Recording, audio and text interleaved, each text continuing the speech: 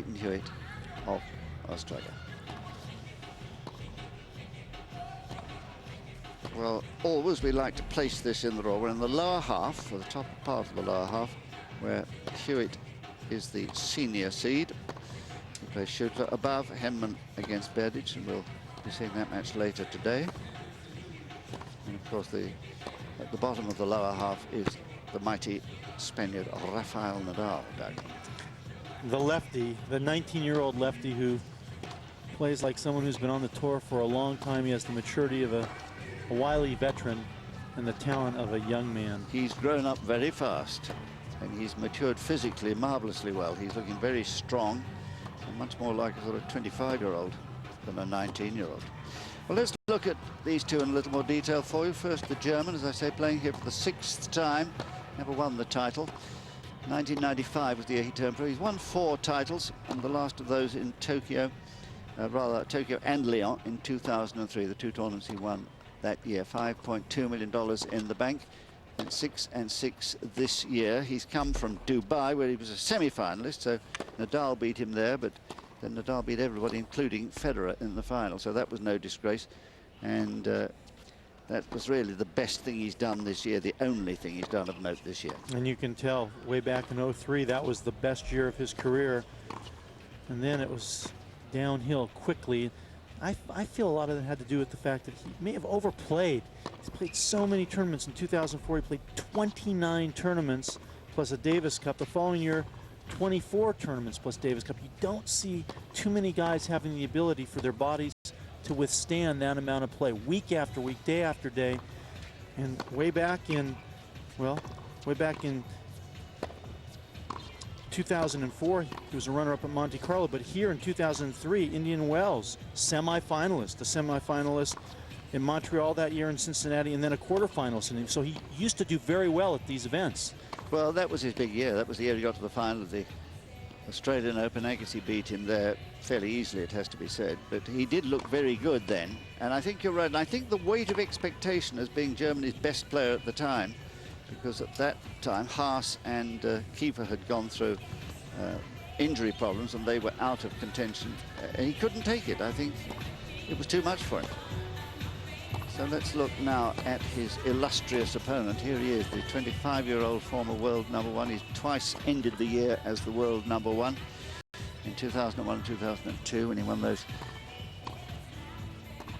Masters Cups, 24 altogether to his name, 16 million in the bank, and of course famously the winner of the US Open in 2001. He destroyed Sampras in that final, which was an extraordinary feat, and then he won Wimbledon the following year, beating Nalbandian. So that was his sort of peak, and he's fallen off, but I mean he's maintained a very high level since then, but not quite the same standard as that glorious year in '02.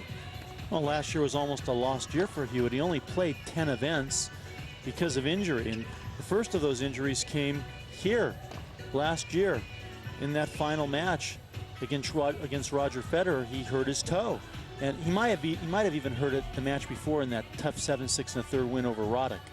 So in and out through all last year, and it really frustrated Roger Rashid because he wasn't able to really, play the amount of matches he wanted. But you see how much tennis he's played in his career. All those ATP Masters Series events and a lot of success. He's won 2 individual tournaments and 2 Tennis Masters Cups. So what a great player, still a top 10 player.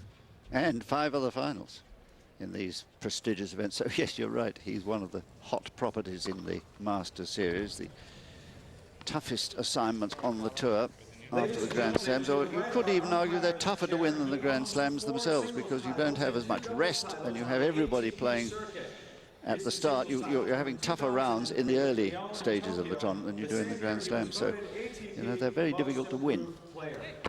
And they played 3 times. It may be a surprise to you to hear that Schüttler leads 2-1 in their meetings. It rather gave me a little shock when I looked at the facts, but they are indisputable.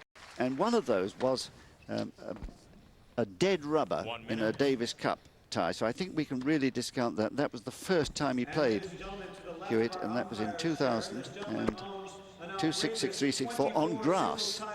And that's quite interesting, isn't it, when you think that later Hewitt would go on to win Wimbledon. But in 2004, they split meetings. In Rotterdam, it was Hewitt. In Monte Carlo on the clay, it was Schüttler. So 2-1 to him. But Hewitt has the victory on the hard court in comparing apples to apples.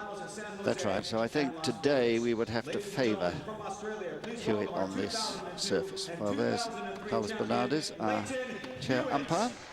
Sure he'll have a good match. Fine official giving us a little wave.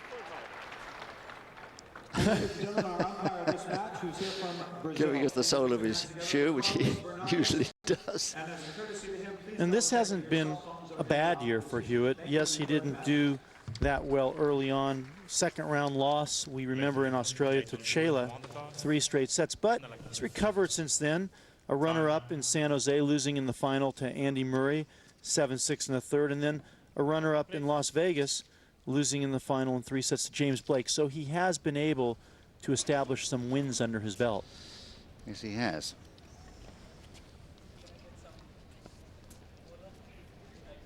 So our first match today is between Rainer Schüttler of Germany and Australia's Leighton Hewitt, the 9th seed.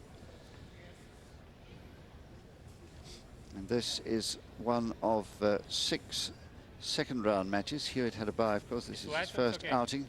Schüttler has beaten Boris Pashansky, a match that actually spanned 3 days because of the rain. Poor man, he had to wait around after starting it 3 days ago and finished it yesterday. But it'll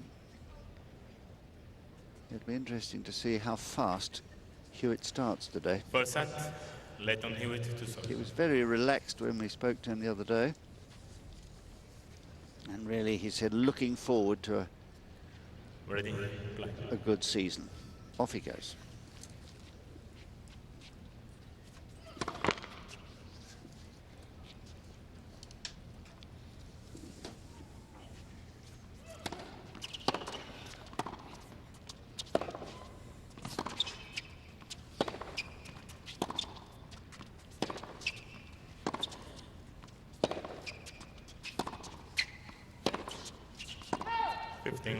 Well, these players haven't met each other since 2004, and both of their games have gone in different directions. Schüttler has been on the downfall since then, and Hewitt has still remained one of the top players in the world.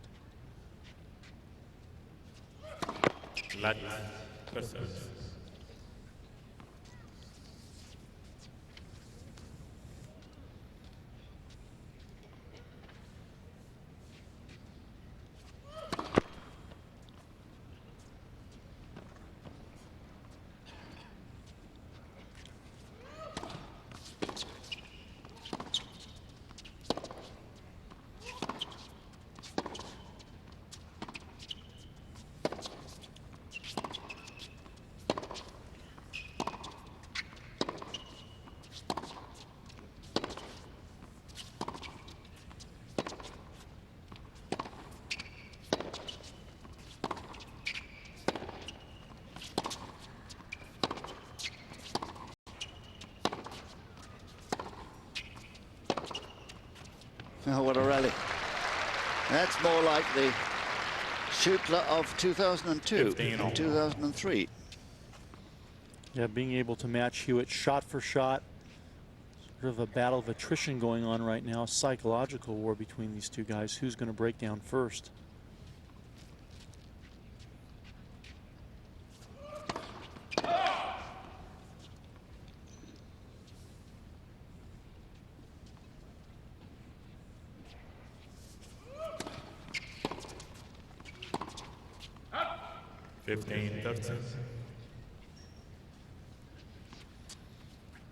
Hewitt very rarely makes unforced errors. If anything, tends to go in his game sometimes too many double faults and a little bit of problems with the forehand at times.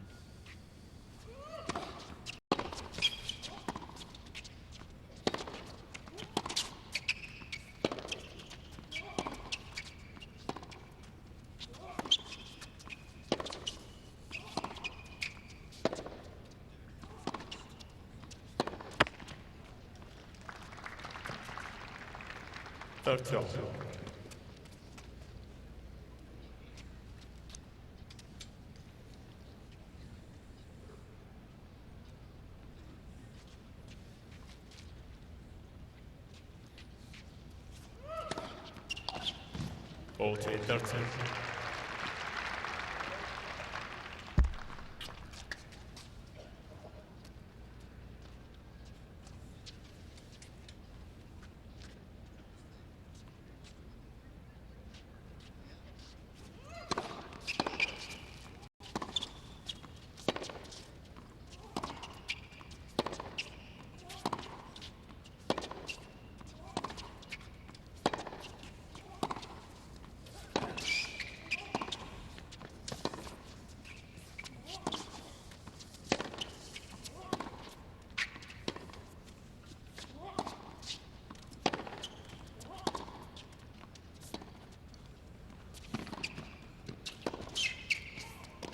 Oh, what a good point from Schüttler. He worked that all out. He brought him in deliberately. Deuce. And this is a tough first game for both players, but a particularly good one for Schüttler, making Hewitt have to work so hard. A well-played approach up the line, but then another good topspin lob, and Hewitt not able to respond.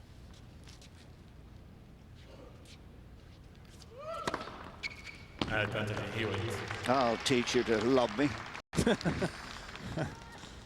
That's his first ace.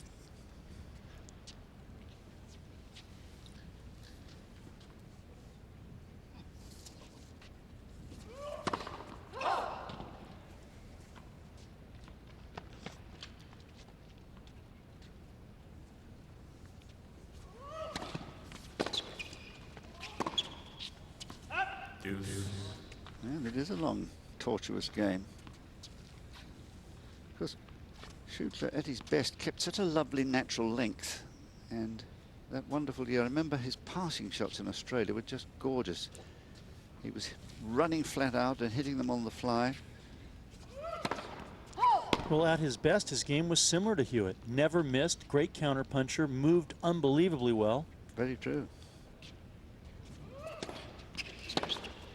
And look at this. And of course, if you've got 2 wins under your belt against somebody, you do feel good, don't you?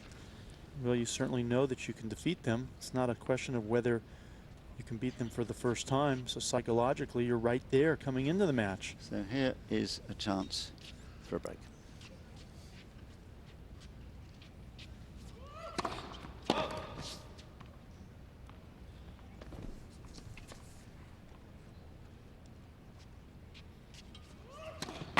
And there's the double fault that I've been talking about. Well, it is sometimes an Achilles heel, and that time it's cost him his serve. A lovely start for the German, who is pretty pleased with life at the moment. I don't know whether Roger Rashid is as pleased. That's, of course, the man who looks after the interests of Leighton Hewitt, both his trainer and his coach now. And Hewitt has had a number of coaches, of course. Jason Stoltenberg looked after him for a while. In 2002 he started until 2003 when Rashid took over, and before that Darren Cahill. And his very first coach was Peter Smith of Adelaide, which is where he comes from. And his son was an excellent player by the name of Luke Smith, who I played a tournament with. And Luke won the NCAAs in 1997, got a free entry therefore into the US Open. He was a good player when he was young, but he's had injuries, you know. That's why he's not about.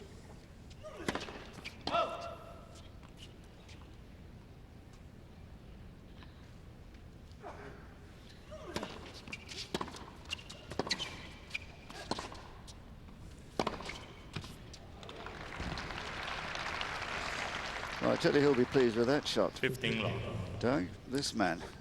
Well, he was out there early this morning working with Schüttler on serves. He was trying to get him to go up and reach, extend for the serve. He thought the ball was dropping too low. Figures if Schüttler can serve well in this match, he's definitely going to have a great opportunity. 30 long. Well, I think he's right. Just like that. Came in on cue. 1 ace each. Schüttler was just on the baseline, Hordhoff standing right next to him saying, extend your arm, go up and get the ball.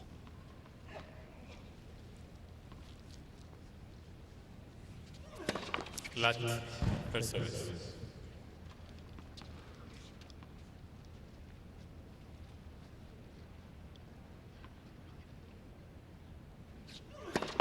Lat per service.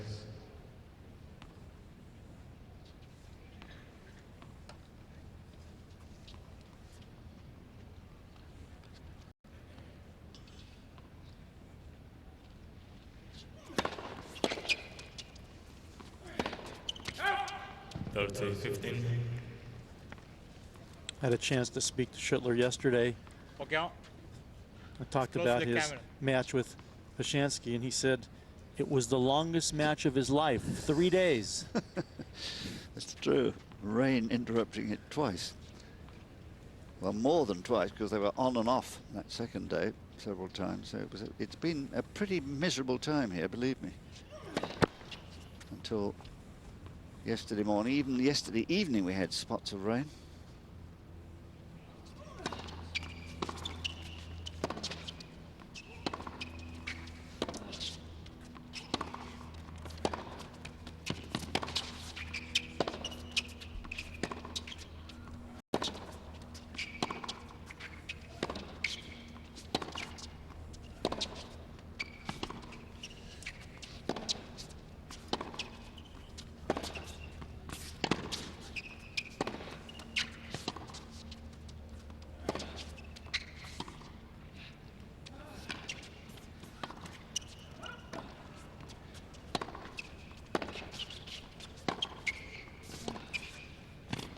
What a good point from both men.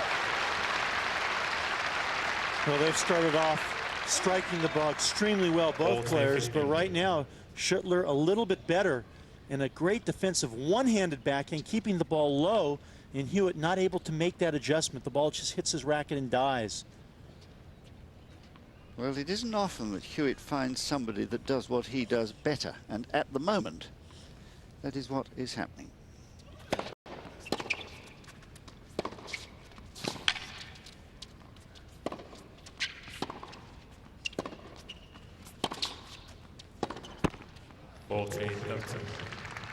And it seems like the Schüttler forehand, if one side's going to break down, it looks like Hewitt's going to go after the forehand.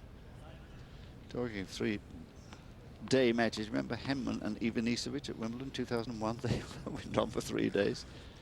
And I think everybody thinks, probably even Goran, that if they hadn't stopped that second day, when Henman had the momentum, he might have beaten him on into the semis, but he didn't. And we know the outcome for Ivanisevic, right? Yeah, absolutely.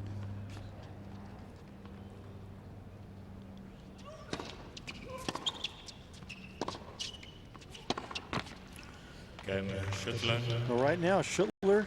Well, that's interesting, isn't it? Yeah, he's the man in command. He leads by 2 games. And more importantly, it's not just that he's hitting the ball better, but a psychological edge, because very few people have the ability to have the patience to stay with a Hewitt. Or the technical ability. They usually break down. Well, But I tell you what, Doug, he's done an awful lot of running this early. I hope he's as fit as he looks at the moment.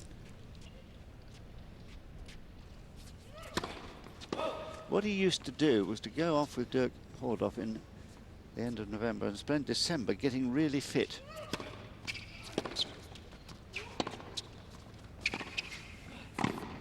Beautiful volley.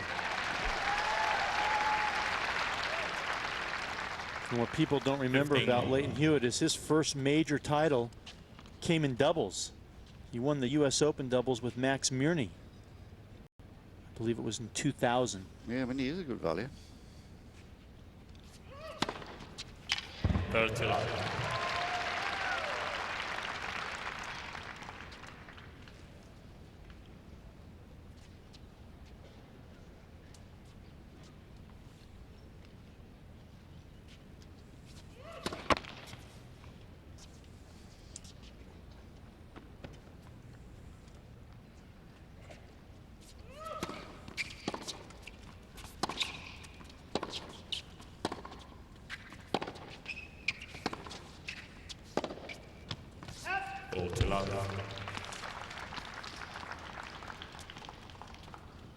Part of the Hewitt clan. There's his wife, Beck Cartwright she was.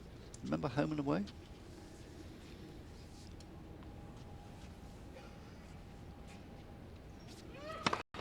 They have a little daughter who was born in November last year, Mia. Because why we remember that fact in the tennis world is that Leighton here decided he didn't want to leave his wife when their first child was expected. for the Tennis Masters Cup, so he wasn't in Shanghai.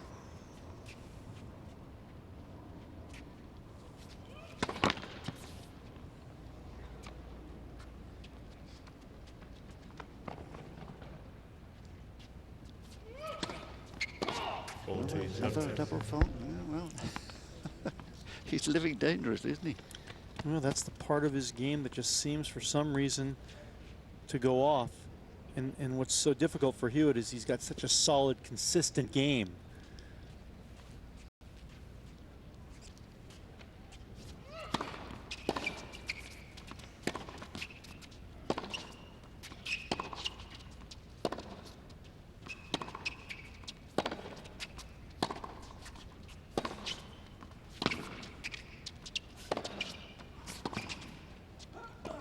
Yes, what a good lob there. Hewitt.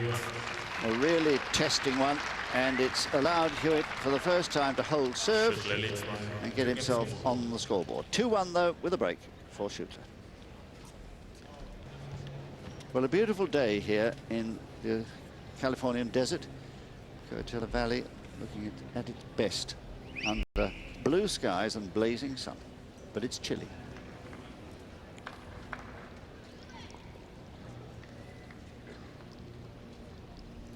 Average temperature, the normal temperature of this time of the year is low 70s, but it's been in the 50s and 60s so far.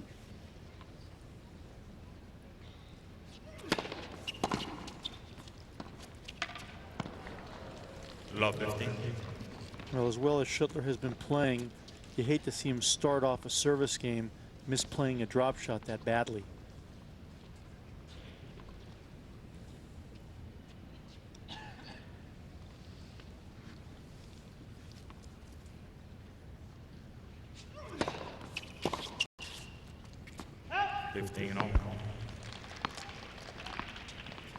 Well, he'll be annoyed with himself there.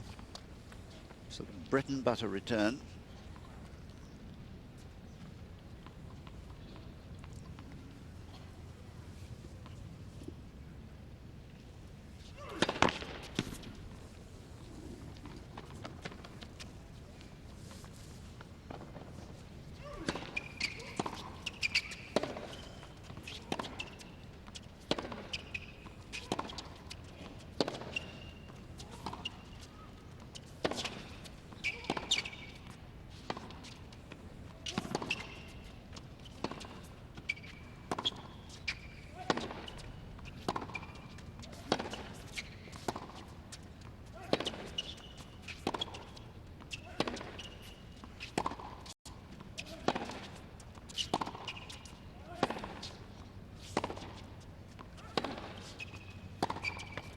Ah, yes. Well, what I really like about that rally from these players, a lot of margin for error on the ground strokes, clearing the net, a lot of height above the net, waiting for the opportunities, not trying to force it, waiting for it to come to them, and then Hewitt, when he got the shorter opportunity, took advantage of it. So just the sniff of a chance here for Hewitt to get back on level terms.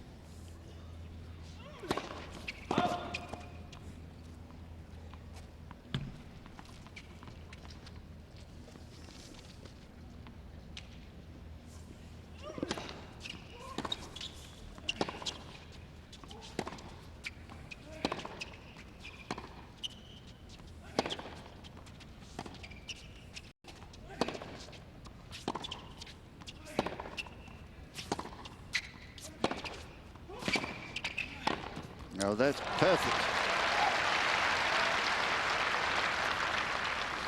Good approach by Schüttler, coming in on a deep ball to the Hewitt backhand, and then committing, not waiting, but going forward on the volley, not letting the ball play him, but going after it and attacking it well out in front. Perfect execution to the open court. Well, he's very aggressive-minded today. That's good to see. Freddie Allback saved the potential for break points.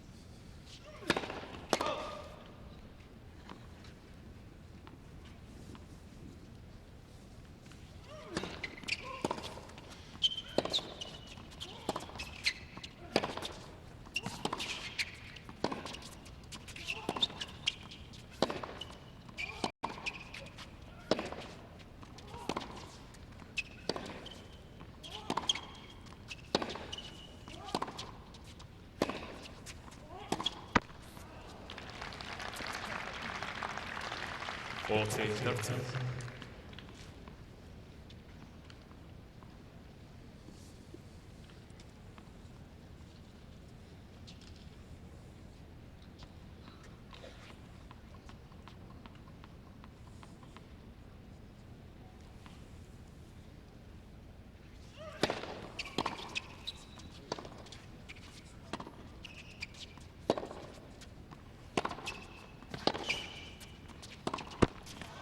Game Schüttler. Well, Schüttler doing so well there to come back from 15-30. Leads by 3 games to 1. Playing positively, but Hewitt also making errors. Particularly off the forehand wing. A little bit of tentative play from Hewitt. We talked about the serve potentially breaking down, and also sometimes the forehand. And on that particular forehand, he really pulled off the ball, showing us that he doesn't have a lot of confidence right now at this stage of the match.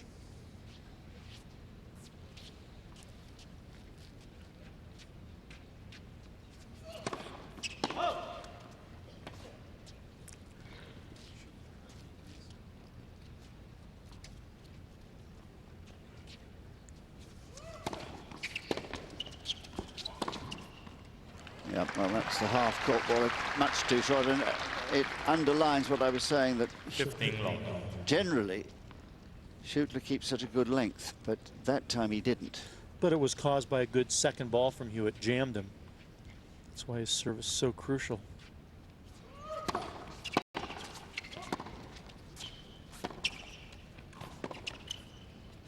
See, there was the good length again that I was talking about, twice running. And Schüttler isn't afraid to come to the net. In fact, he was a finalist in Athens during the Olympic Games, playing with Nicholas Kiefer. They had match points to win the gold, but lost.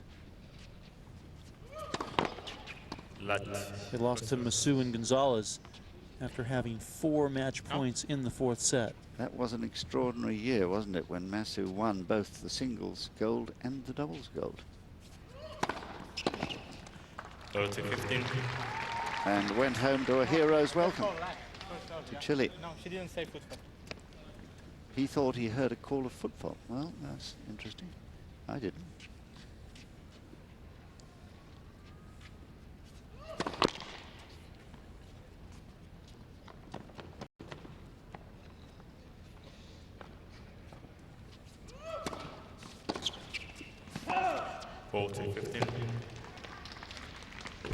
Schüttler's trying to take that ball early and pin Hewitt back, and when he's missing, he's not missing by much.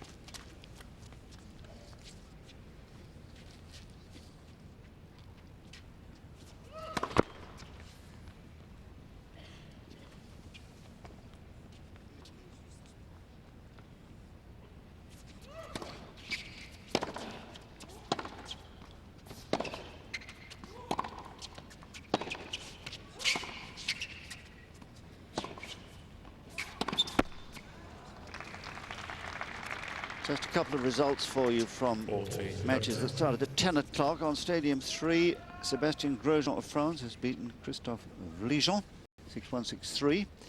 And on court 6, Xavier Melis has beaten the seed, 15th seed Stepanek 6-1, 6-1.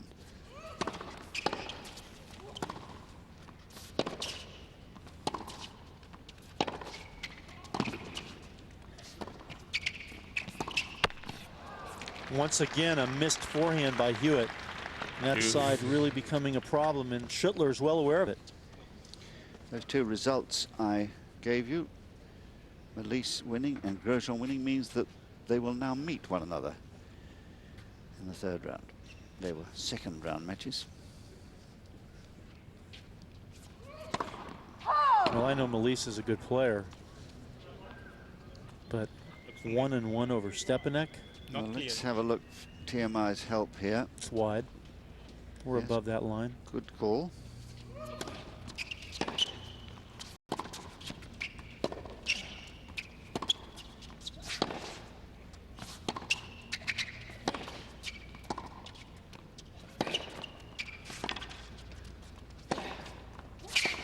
This is good tennis.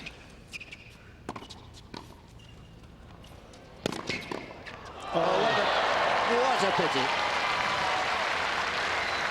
Had the entire court. Hewitt was nowhere to be seen. He had to run up for that angle volley, and he hit the ball directly at Schüttler. A nice little touch drop volley here. And now Schüttler, a little bit too much pace on it. Has to put the second hand on the racket. That's what hurt him.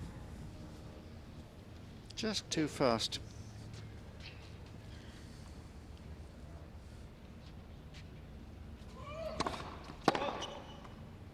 Boy, would Schüttler have loved to have the opportunity for a second break.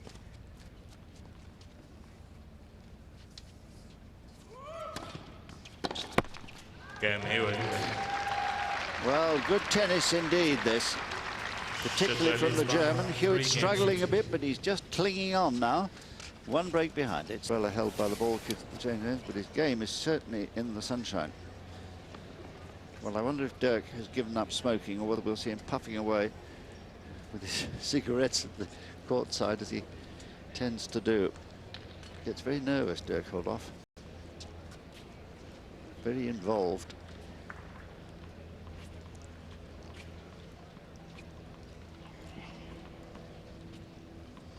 Taking his time sensibly. He's got a break. 3-2. Flat for service.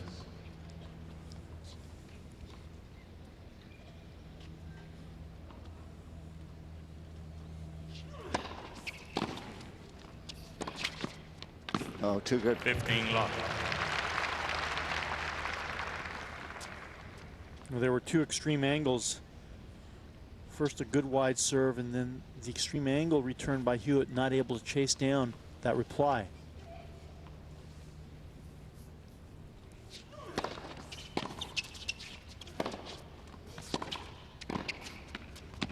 Oh, that's so good. It made to look very easy, but it wasn't easy, because he had to punch it, and it was below the height of the net. It was a very good volley. And look at this. Winners and unforced errors equal, but Hewitt sliding down the slippery slope.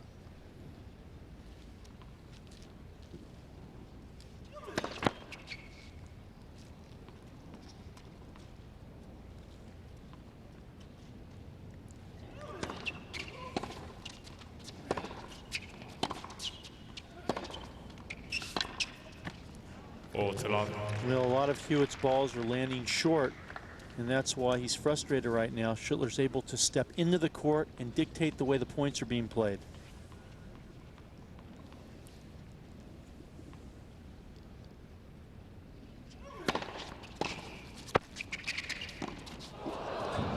A little bit lucky there, Hewitt, with the net intervening, disturbing the rhythm of Schüttler.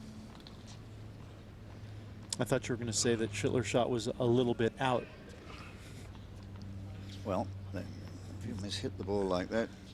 He used all of the racket on that one.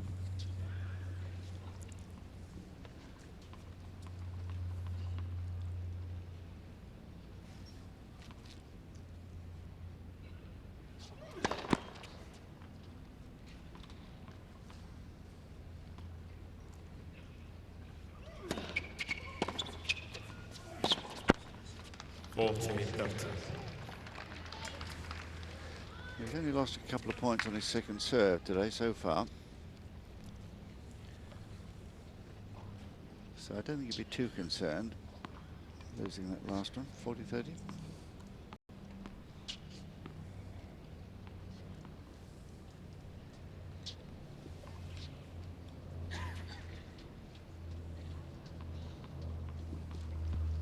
Only winning about half the points on his first serve. So in theory, he's better off now. In theory.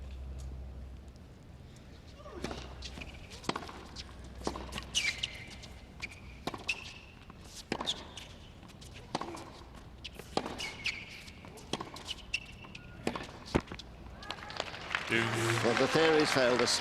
And 40 love is gone to deuce. So that net cord at 40 love now looks quite important, doesn't it? Because he was in command of the point. He was coming in ready to attack from a half-court ball. The odds would have been on him winning the point.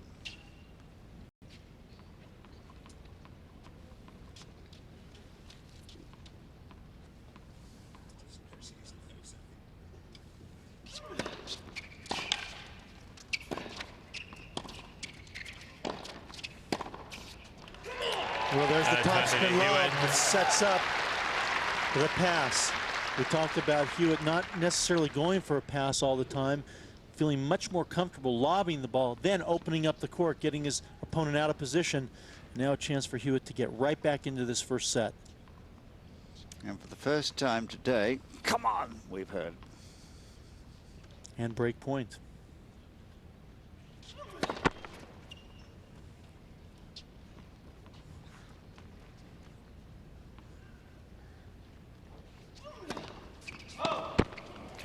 Hewitt. Well, 40 love up, and he's lost his serve.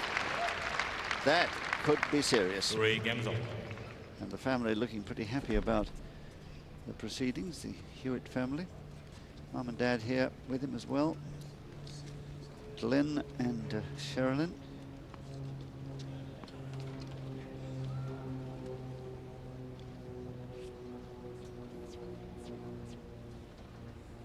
So 3-all.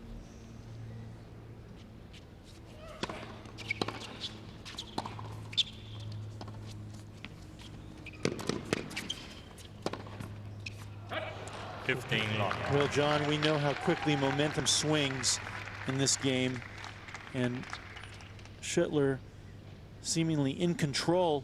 3-2, 40 love. Gone.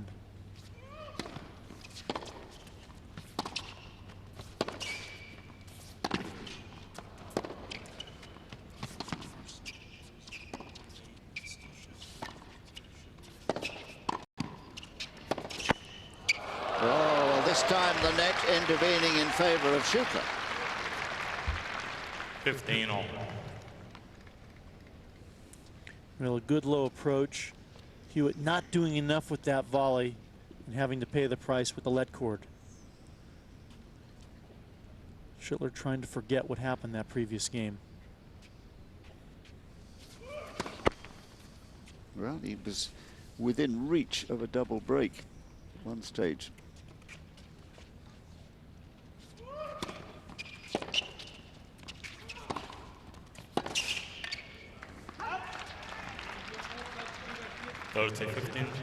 Some mutterings from the German.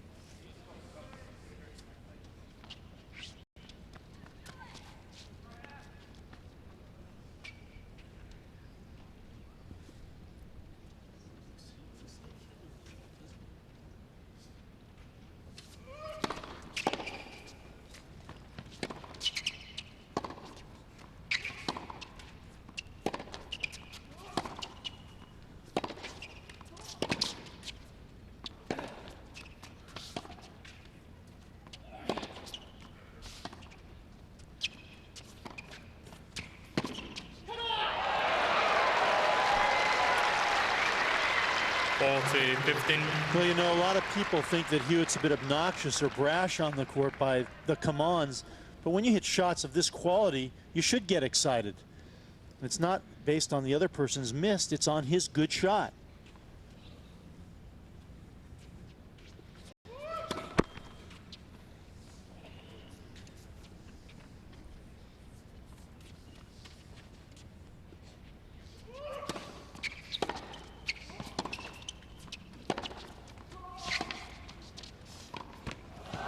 Very clever shot from Hewitt there, keeping it low and making life difficult for Schüttler, who hesitated and was lost. So for the first time, Hewitt is ahead. 4-3. Cap in reverse fashion. And of course, it's a good idea in very hot conditions where there's a strong sun, because it keeps the sun off the back of the neck, which is where sunstroke sometimes strikes.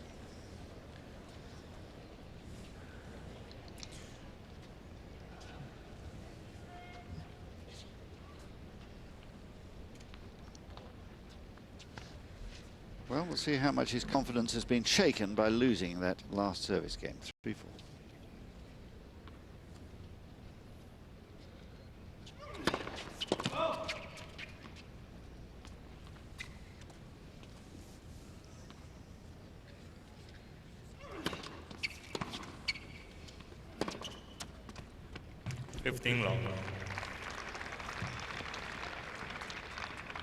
That ball painting both baseline and sideline. even inside that sideline. Just enough.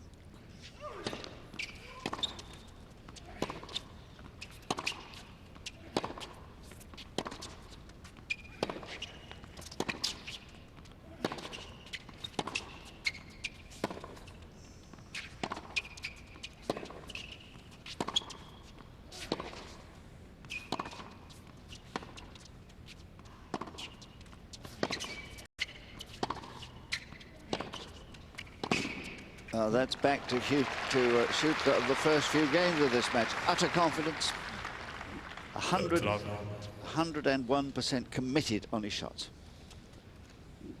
Two very good points.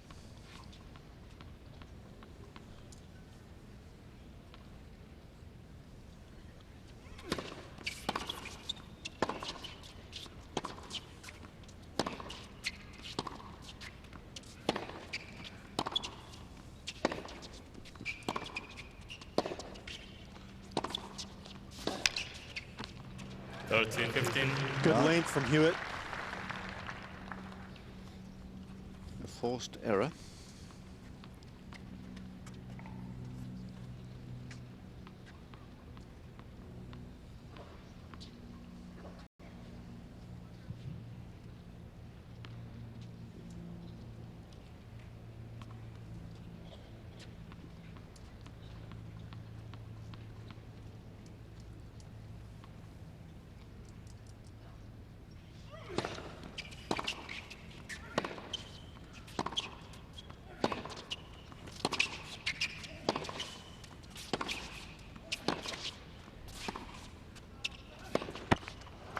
Yeah, that time Schüttler going for a bit risky shot, trying to go up the line, the higher part of the net.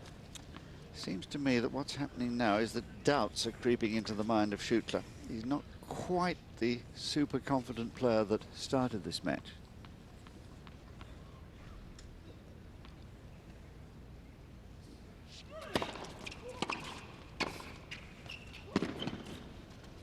That'll restore it. Well, that was a nice change of pace, the serve and volley. And Hewitt and a lot of players don't expect people to do that. So it seems to be, oh, I think I saw a cigarette. Well, there he is, puffing away. Sneaking away. I thought we'd catch him. Naughty boy. I think it might be a no smoking stadium, this one. And certainly we see him at times ducking down behind the boards at the side of the court, trying to conceal the fumes.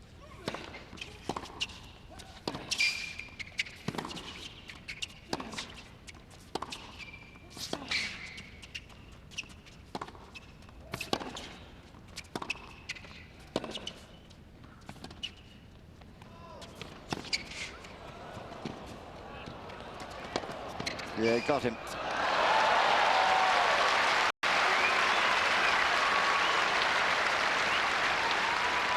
Well, as you said, doubt creeping into the mind of Schüttler. And now Hewitt has him on a string, playing that ball beautifully around the outside part of the net and then closing off the net with his opponent well out of the court.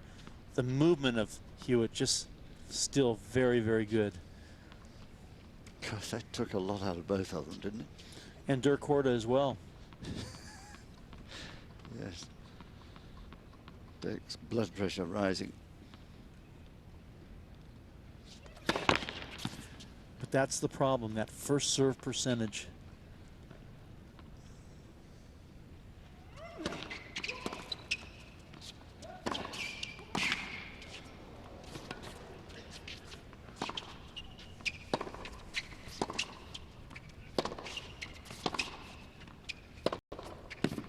Oh, well played. Schüttler. He had to win that point 3 times over. Hewitt's playing like a backboard once again.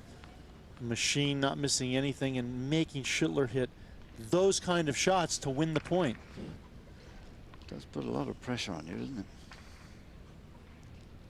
But of course, that is the way Hewitt has always played. One more shot, he makes you play.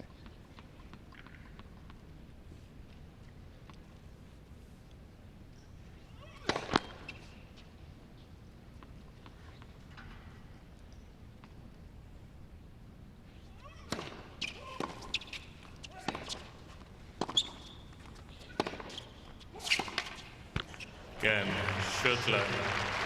Well, that is a fine service hold 4 games off. when you consider that the last service game he was 4-love and then lost it. He was under a lot of pressure, not just because of that situation, but because Hewitt has played so well and made him play many more shots than he would have expected. So well done, 4-all. Wait, please.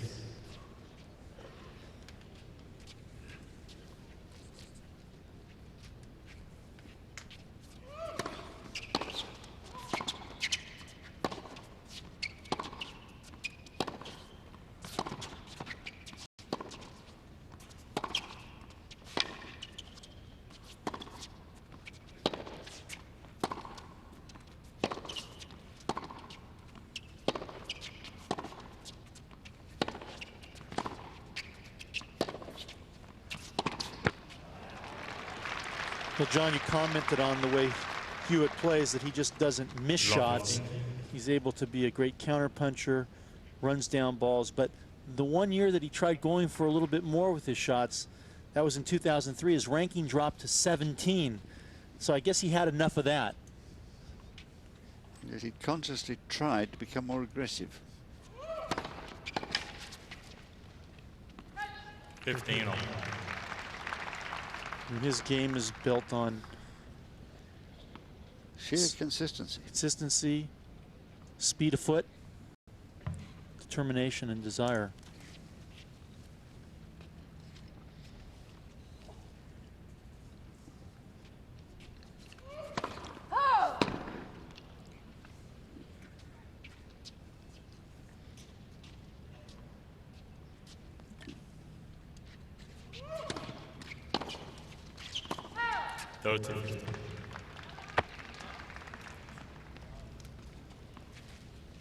Yes, just asking for confirmation from Carlos Bernardes that that was indeed a good call. Long, it was long. Lat for service. You probably heard the little bleep. He didn't. But that little device attached to the net measures the vibration as the ball clips the top of the net and announces it as a bleep in the ear of the umpire. Why we can't all hear it, I'm pleading for that. I have been for years.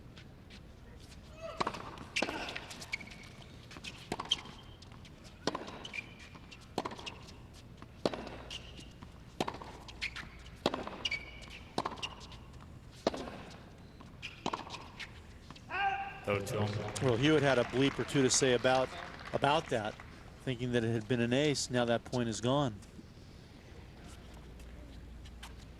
All sorts of exciting things are going to happen at our next Masters Series event, the NASDAQ 100 in Miami, which starts next week with the line call challenge.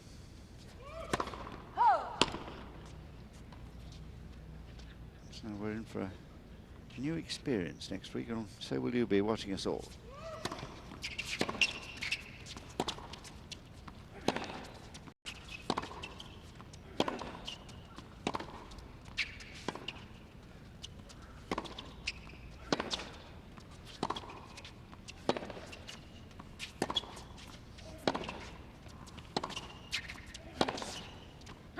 Just wide.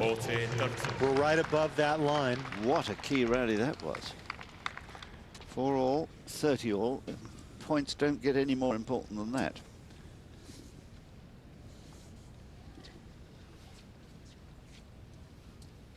The two coaches sitting and suffering.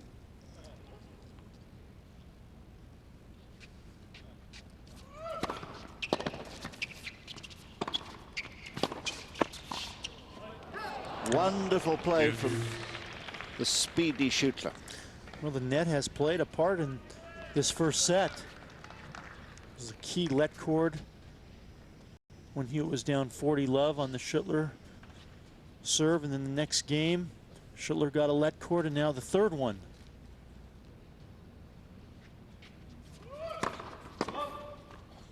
Normally you don't see that many types of let cords because the strap is pulled so tight, prevents that from happening.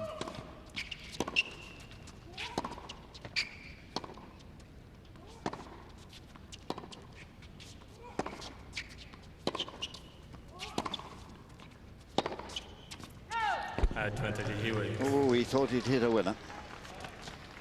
Again, asking for confirmation. I'm afraid that was well out. Very close. Very close, John. Well, how about that? My goodness. Well, TMI, next week, if he challenged it, he would have been successful.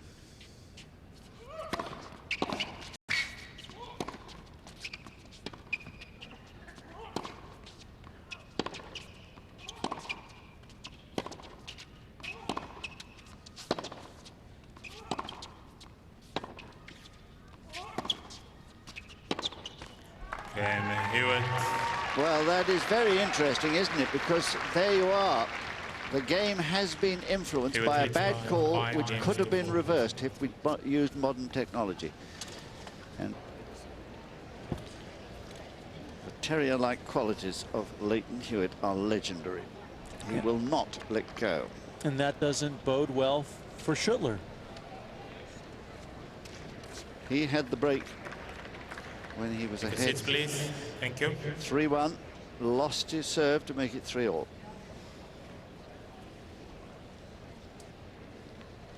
You just have a feeling that Hewitt has the ability to do what it takes to be able to break serve again to win the set. Well, we'll see. 4-5.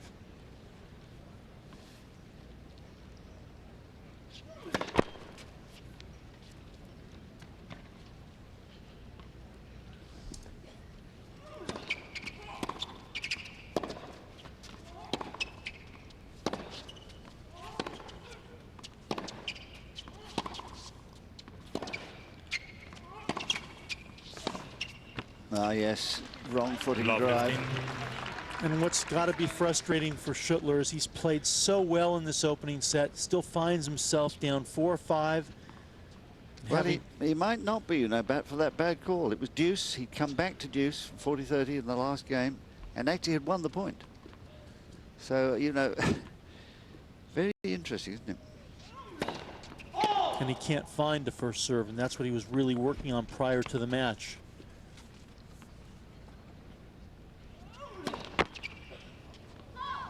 Love 13. Well, that is very depressing for him. Served very well, really, this match. Second double fault at the wrong time. Love 30.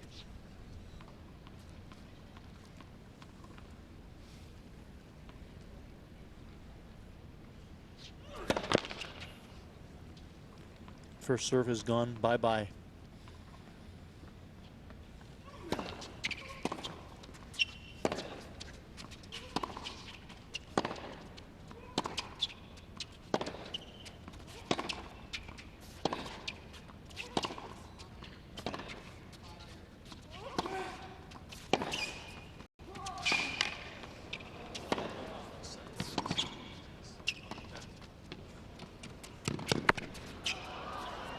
No, the net plays a part again.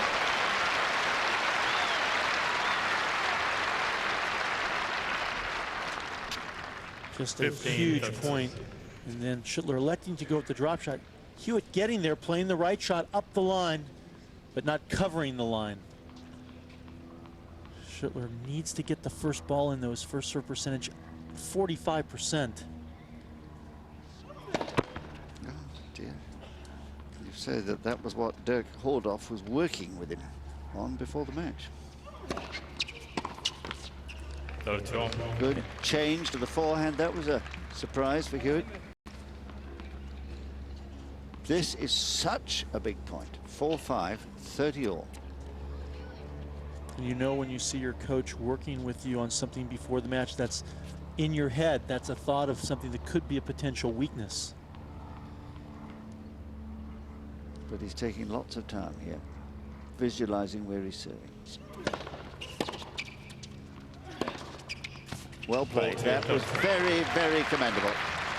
A 1-2 punch, a big flat first serve into the body. And then that forehand hit at 90 miles per hour for a winner. And it's hard to hit winners from the backcourt against Hewitt.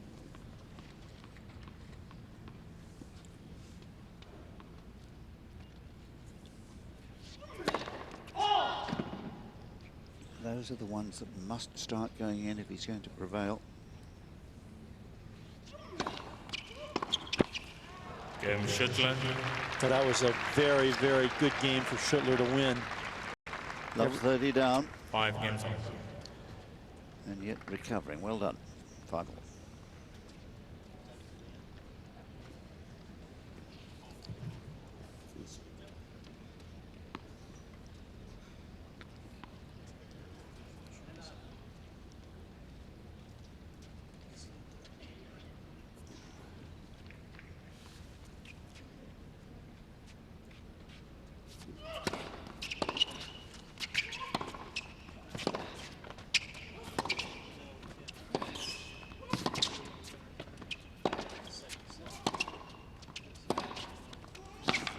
Yes, well played. Forced the error there. Love 15.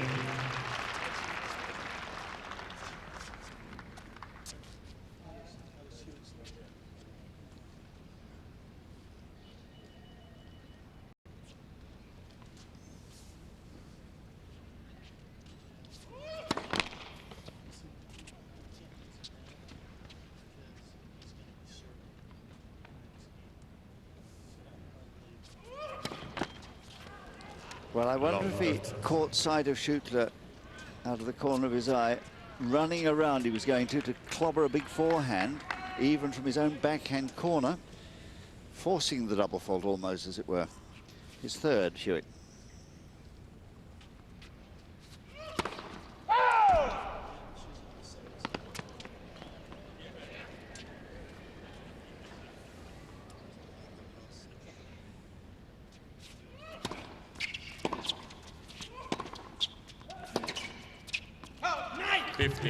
There's a snarl of dismay from the German because he's in command, love 30. His opponent's just served a double. And Hewitt serving what he thought was an ace, and it might have been. It was so close to that centre line. So he had to serve a second serve, and Schüttler fluffed it. So that's why he's snarling with anger or frustration. Lat first.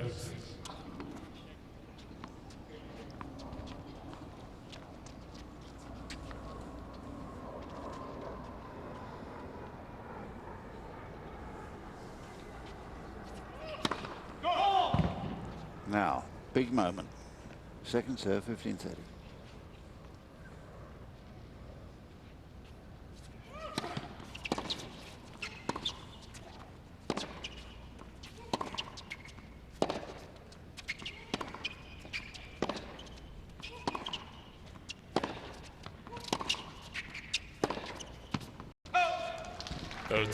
Well, Schüttler pressing right now. All Hewitt's doing is just making his opponent play shots. Schüttler losing his patience, getting frustrated.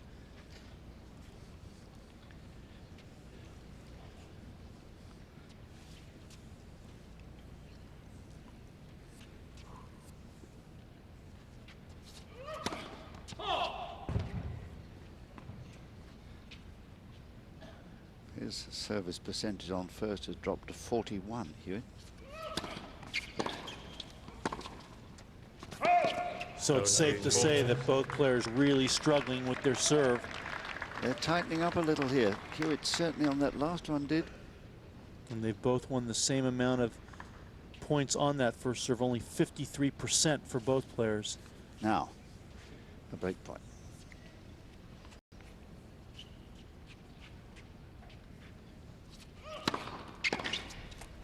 Yes, wouldn't you know it? Well, that's a great player. Just when you need it. Hasn't been able to rely on the serve at all. First serve percentage only 42%, but down break point comes in with the big one.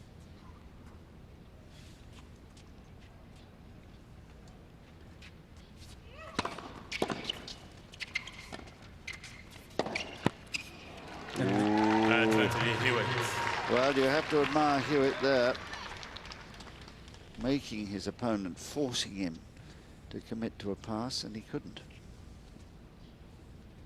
A little bit tight, both of them here.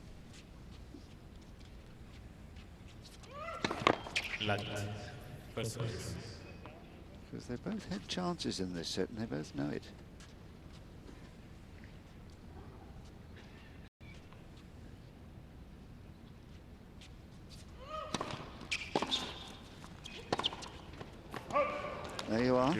That's how tight he is. That was a tight forehand. Even though you say the players have both had chances, in terms of break point opportunities, only 1 for Hewitt and only 2 for Schüttler. Yeah, what I mean is that Schüttler had the break of serve, and then just now it was 30 love to Hewitt on Schüttler's serve.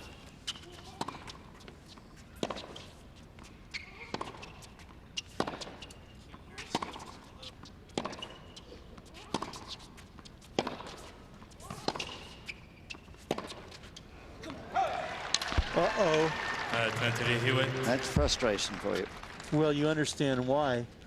Hewitt's made only 9 winners in this opening set as compared to 18 unforced errors. Schüttler's well aware of that, and he still can't put his opponent away in the set.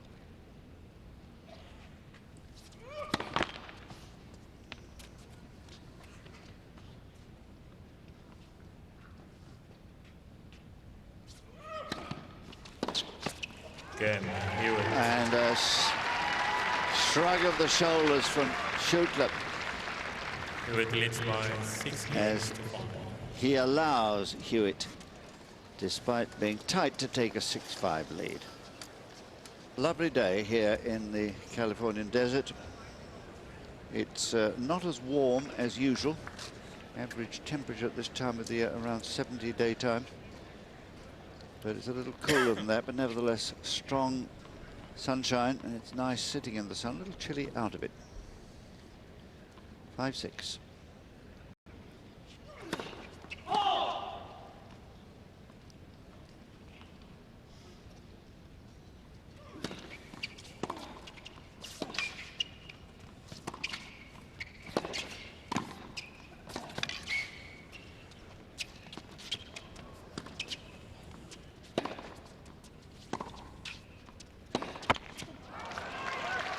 Now the unforced errors mounting for Schüttler as this match has just passed the 1 hour mark.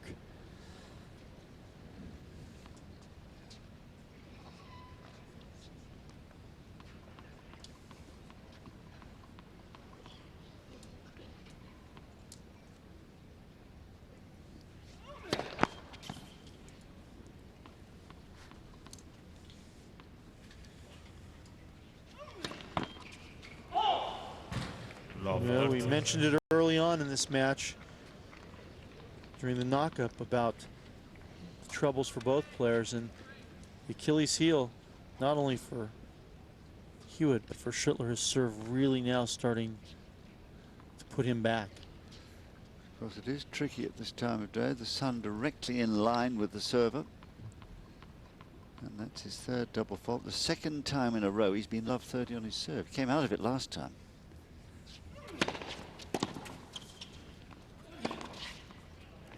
Well, that's 15-13. 1 back. Lovely serve.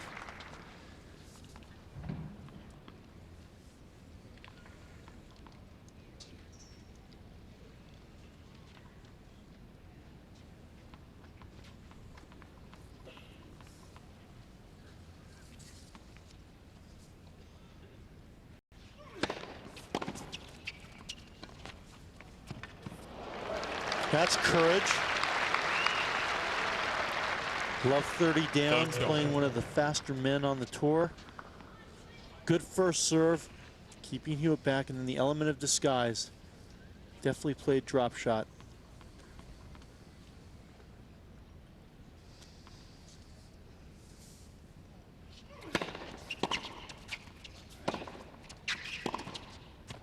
Out. 40-13. Got fine margins in this match.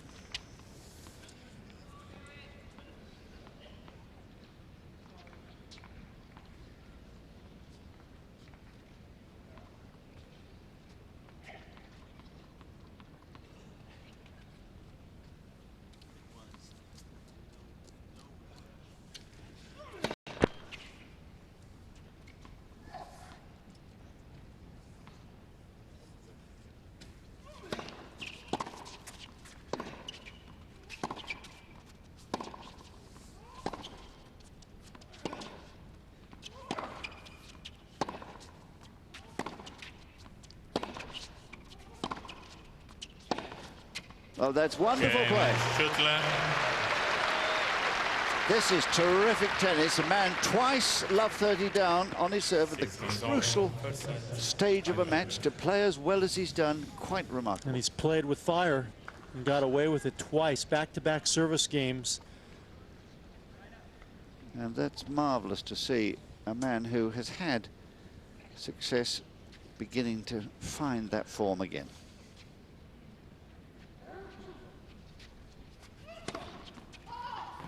Three wins and 1 loss in tie breaks this year.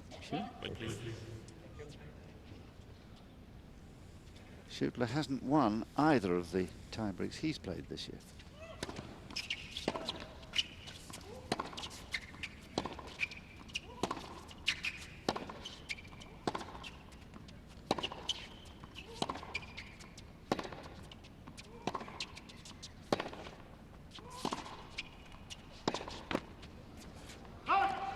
One, 0. Hewitt.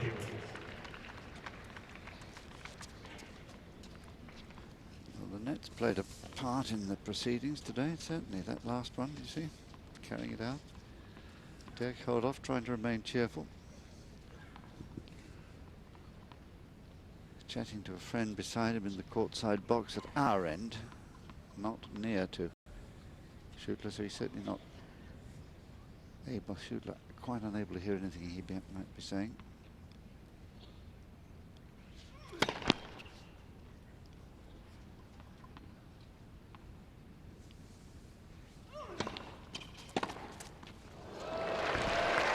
Yeah, I really like that play from Hewitt.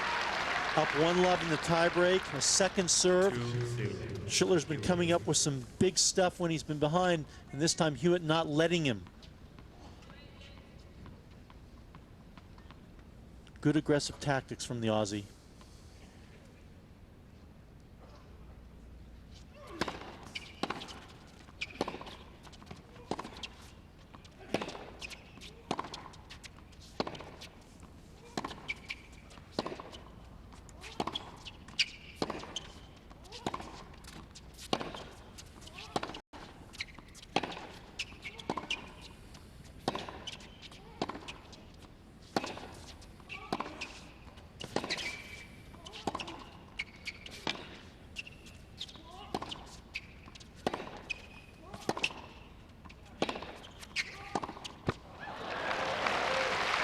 And that's got to drive Hewitt mad. He feels when he gets in the protracted exchanges from the backcourt, they should be his points. Well, it's a bit like looking into the mirror for Hewitt today. Just with a different accent.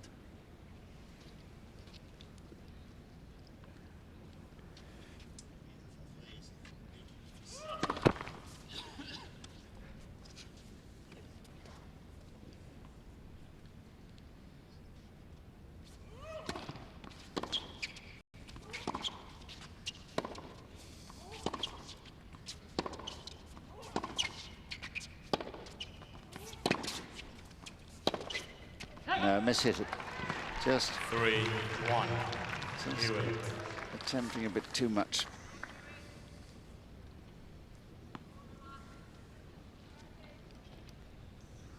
Just the one mini break.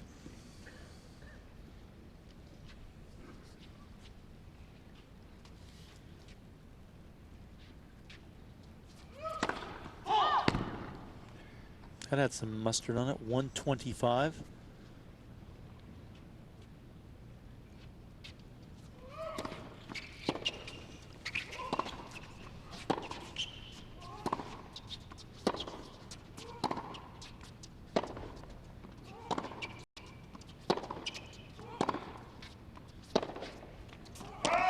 And another quick look for confirmation at Bernardes, but it was long. And I think if we look here, we'll see that it's clearly, well, I'm wrong. I am wrong. Boy, Schüttler has not got any breaks in this match. Well, how fascinating it's going to be next week. Just a 4? Because he did challenge it. 4-1. 4-1. No. You have 4 here and 2 the other side. Unfortunately for someone like Carlos Bernardus, too close to overrule.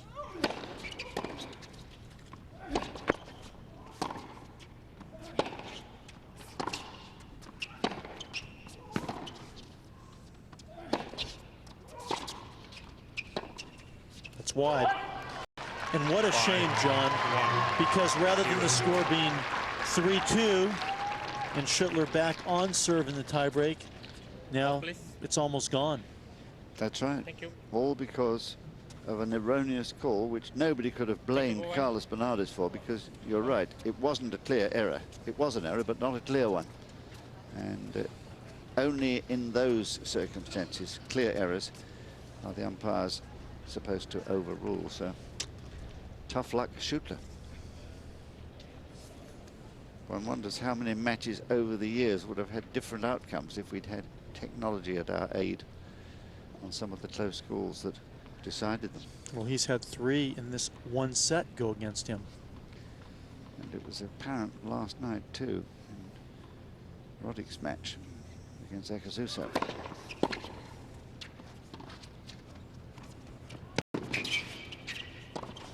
Got him. 5-2. Hewitt. Well, down 5-1, Schüttler goes with the drop. I wouldn't particularly say that's a smart shot to use down 5-1, but pays a dividend for him there. 5-2, 2 service points would clinch it.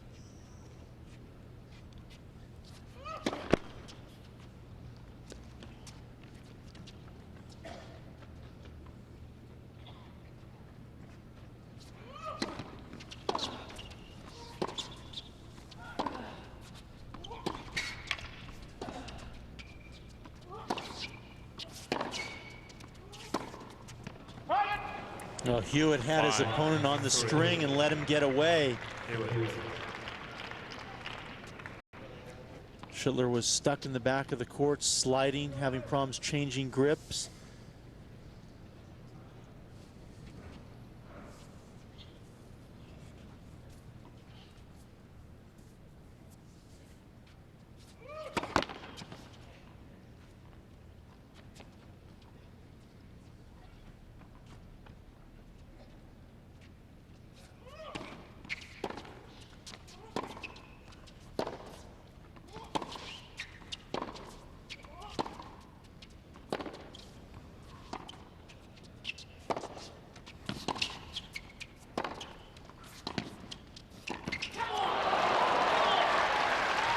Well, very brave of Schüttler to attempt a net attack, and the supreme skill of Hewitt keeping it low enough to force the volleying error. Well played, Hewitt.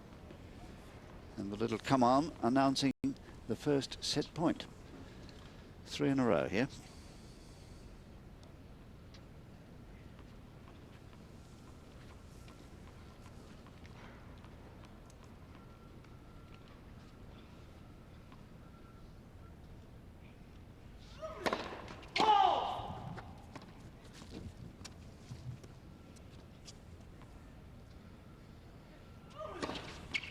Oh, and a double fault has cost him the set. Hewitt. By 7 games to 6. An hour and 13 minutes have passed. Hewitt, albeit narrowly, we'll be able to see some of those brilliant Hewitt winners from the first set again.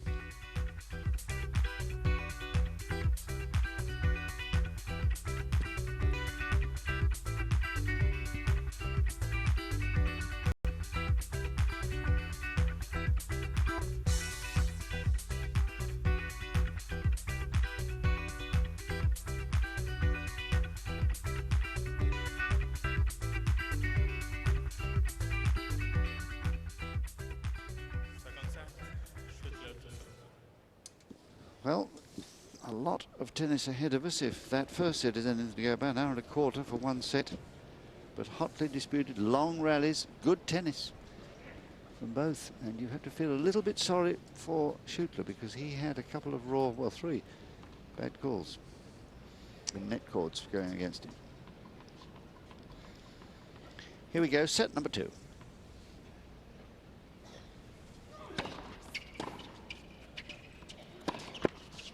Love 15. Important for Schüttler to get over that opening set, start off well, because as we know, Hewitt can steamroll you if you let him in the match and let him take control of what he's already established in this opening set.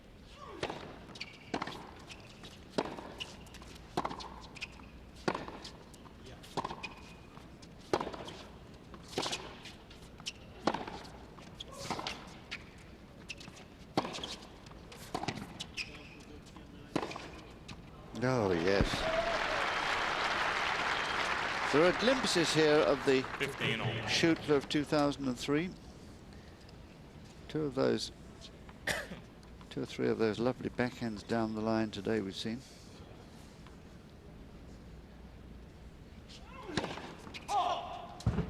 That's where he's Oh, please. got to find a little bit of improvement on those first serves.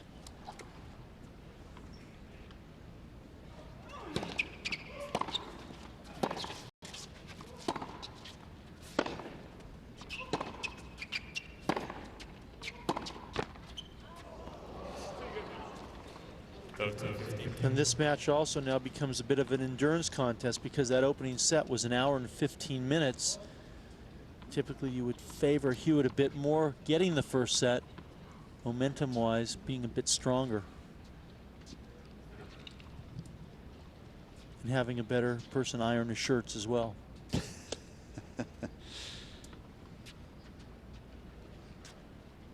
Looks like a bit of laundry he's done himself.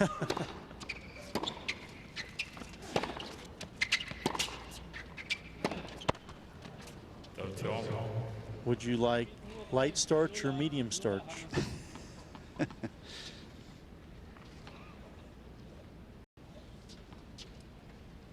Well, they actually have a very good laundry service at all these tournaments, and the players, you see them bringing their bags of washing into the tournament Well, desk. no one told Schüttler about it. 14, 15.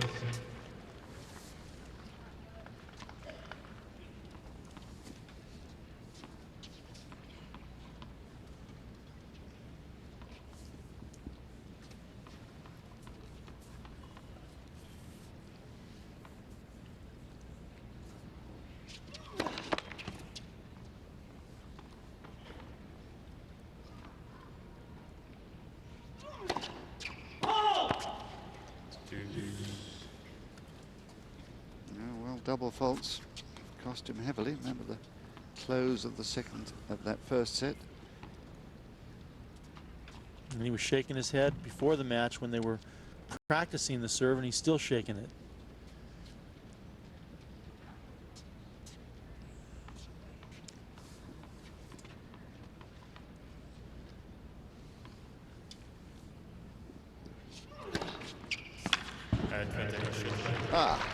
That's better. Second ace. Long time since the first one. It's his first service game of the match. In fact, the second point of his service game.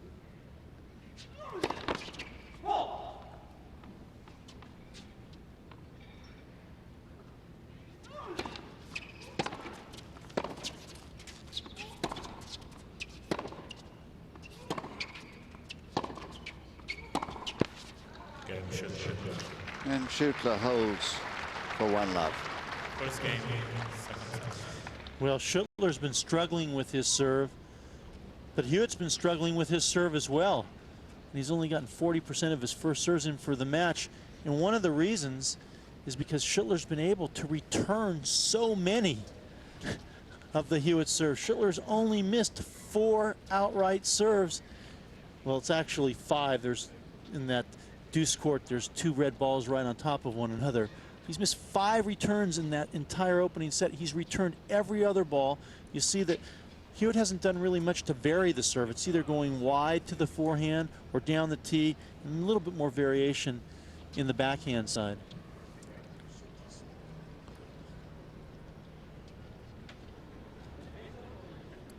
Now when you serve.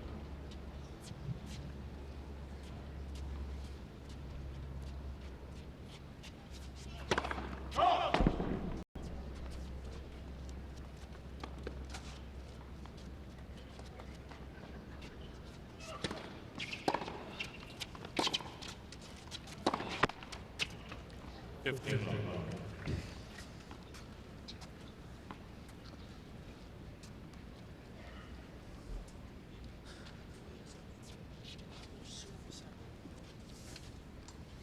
So Hewitt's missed none of the returns.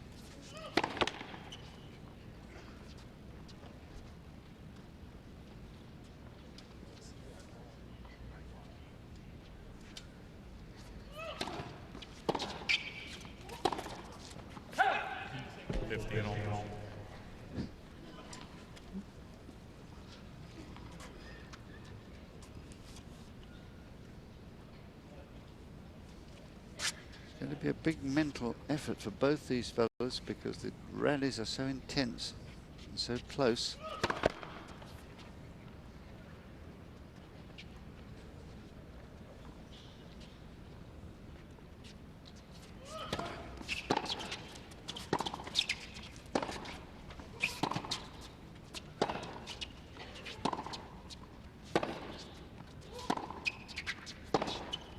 Ah, lovely.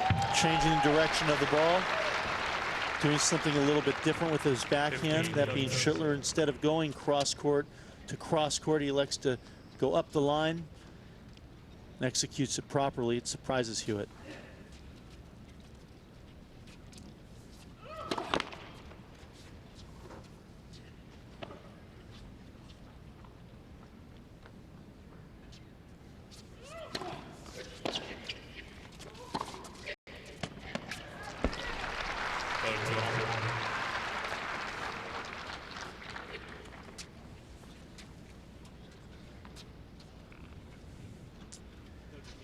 First time that Hewitt has actually hit a clean winner on that backhand side, which is extraordinary. That's how fast Schüttler has been today. A little bit worrying for Roger Rashid.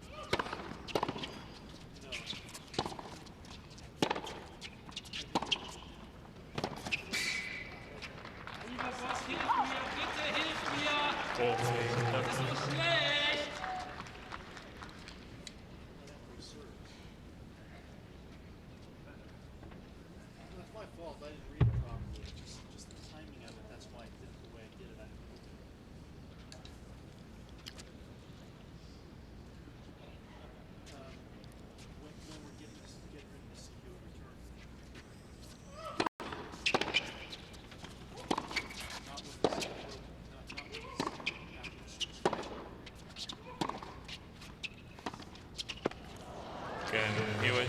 Well, he came back from 15-30 again there with Hewitt. Schüttler just getting these half chances all the time and not converting them.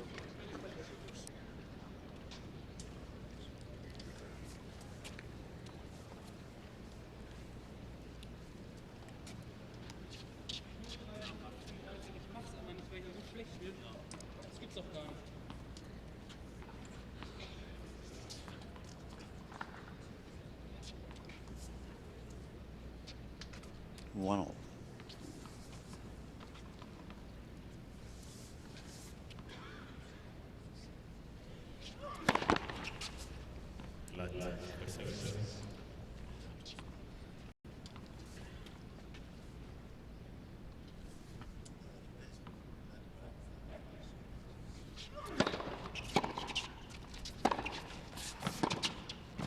Oh, lovely angle from Hewitt. The short backswing, taking the ball early, anticipating the approach from Schüttler, and then coming around the outside of the ball with extreme angle.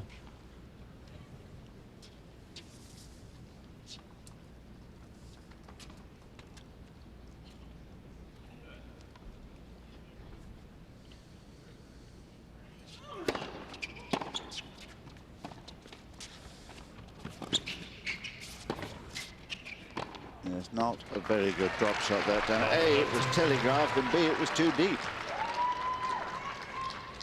Bit of desperation, I'm afraid, there.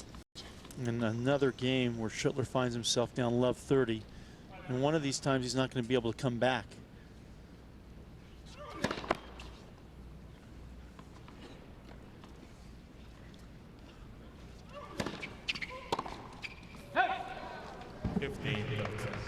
But a gift.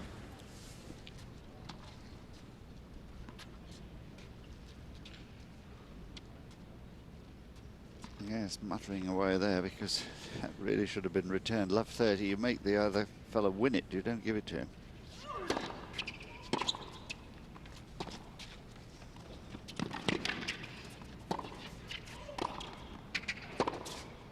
Too good. Yeah, it's almost as if Schüttler's trying to bring Hewitt into the net. Well, he is. These are all deliberate, these drop shots, no question.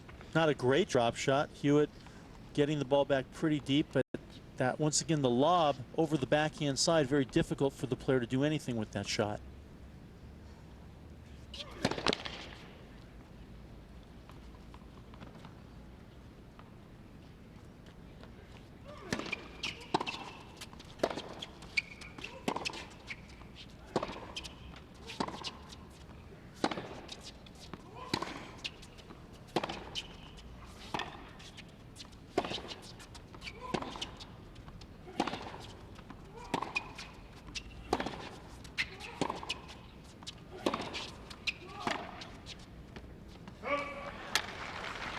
Well, there's the frustration on his part now. They both suffered these frustrating moments. It's because he keeps getting him love 30 and Schüttler keeps escaping. But you have to hand it to the German. I mean, he's played some beautiful tennis when he's been behind. See if he can keep it up here.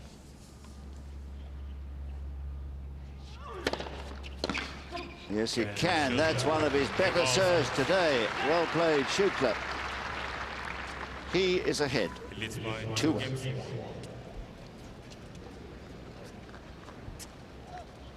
These two fine players. It's been a lovely tennis match for technically. We've seen marvellous shot making, skillful tactical changes.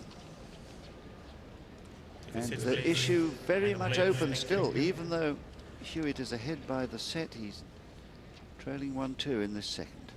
Anything for now, please. And the fans just taking a while to settle in their seats. There we are, look. Please, A couple more coming down. Straight behind the receiver. Right in Hewitt's eye line, that's why he was waiting.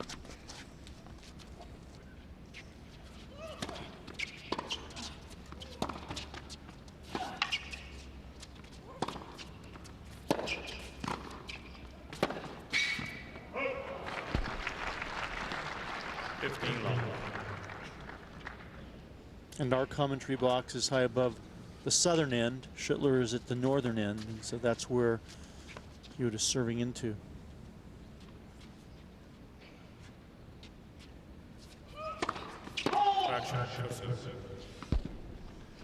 Immediate overrule is what the players fancy. They appreciate.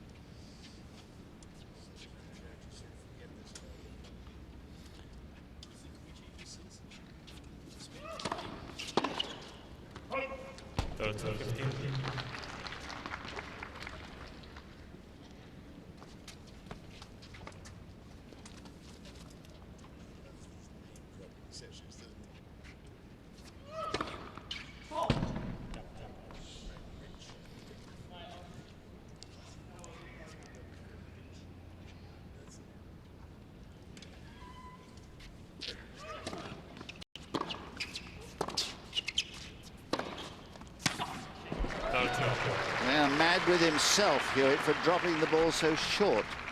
He's quite aware what's going to happen if he does this. There it is, look, mid-court, and thanks very much.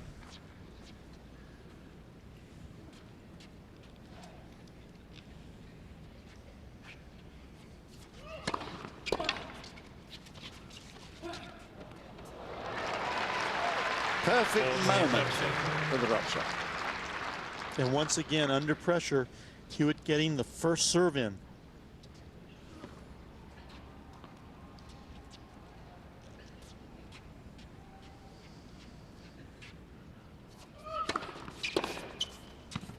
Again. What makes that so important, John, is he's only got 42% of the first serves in this second set, but each time it's gone in, he's won the point. Some gentle applause there from his wife.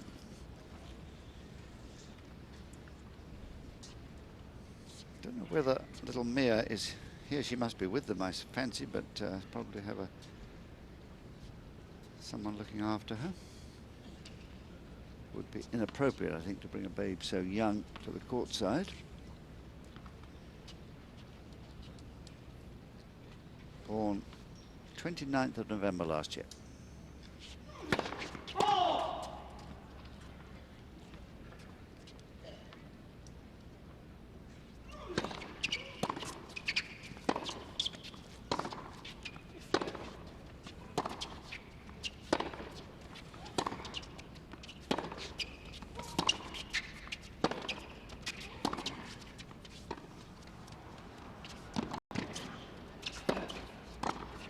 Nice volley.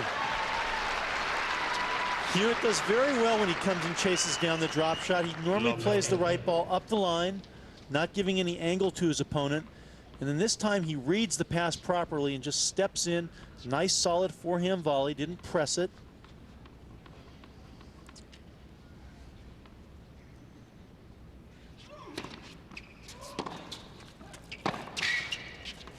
Well, guess what the score is again this game? Yes. This time, though, it's been winners from Hewitt responsible rather than his own errors. But Schüttler just playing with fire, getting down love 30 too many times on his own serve. Well, now this is a new situation. Love 40. We've seen him lose a game from 40 love up, but we haven't seen him 40 love down before. Wonder if he can recover this one.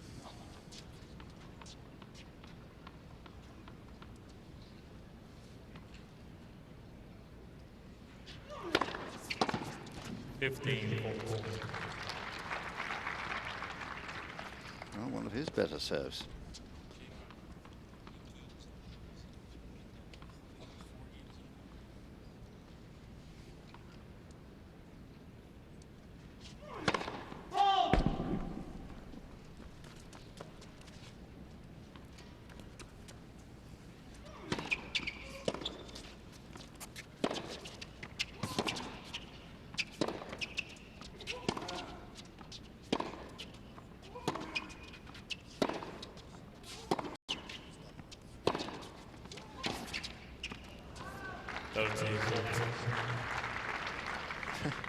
But he's clinging on, is Schüttler.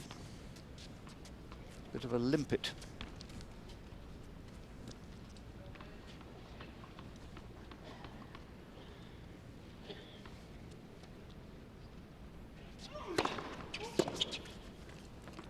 Well, would you believe it? Now, he would hardly believe it himself. He doesn't want to believe it.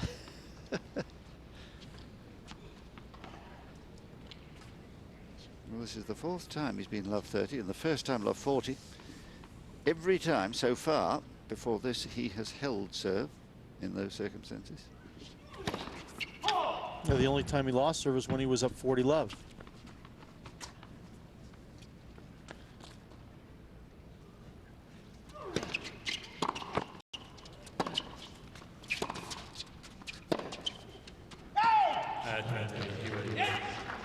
He's putting himself under increasing pressure and the dam, you feel, is about to burst.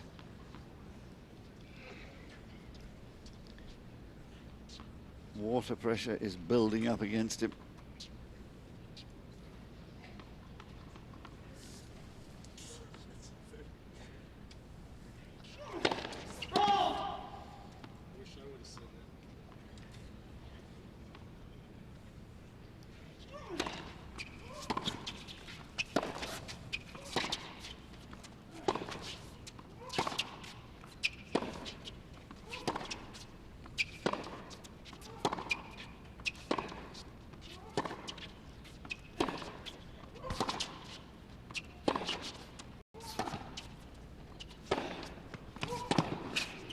Well, he's a brave man, Schüttler. He played that rally absolutely perfectly. And you have to admire that courage, because you're up against one of the most consistent players in the world. You've got to wait for the right moment, and it's very difficult. And as well as he hit that approach, Hewitt just barely missing it by inches.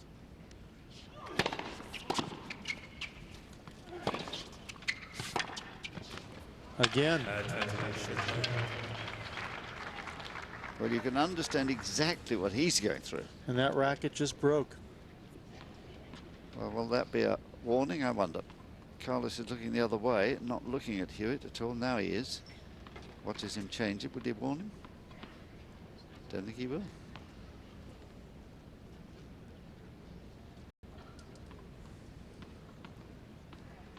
Well, it's slightly unusual. Usually if they do that in temper, they break a racket and get a warning.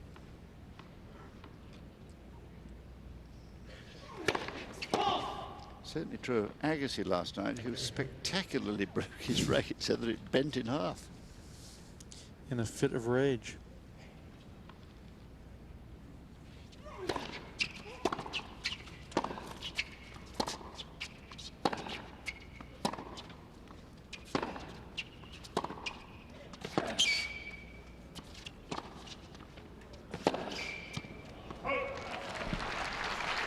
God, this is such an important game, this.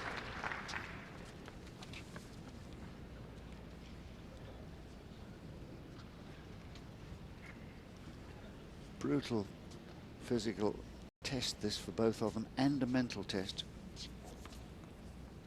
Each forcing the other to wait and wait and wait until the short ball comes. And they can really unload, otherwise they know they're taking risks.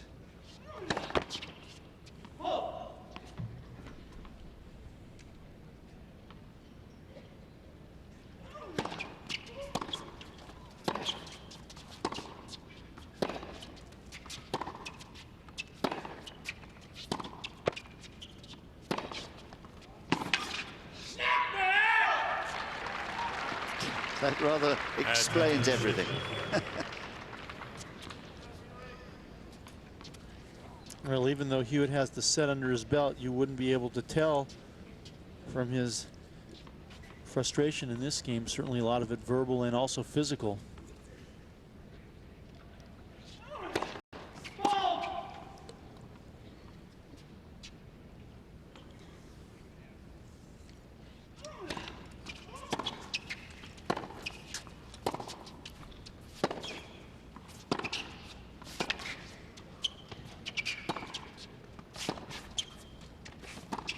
Oh, he's done it again, Schüttler, spectacularly this time from a love 40. That's 4 times he's been in real trouble. 4 times he has survived. Well played, Schüttler. He is ahead. 3-2. 16,100 fans can sit comfortably in this lovely new arena. Well, I say new. It opened in the year 2000. In 2001 received a design award for excellence. Sporting Stadium, and it is a lovely place to play tennis and to watch. Well, no breaks this set. 2-3.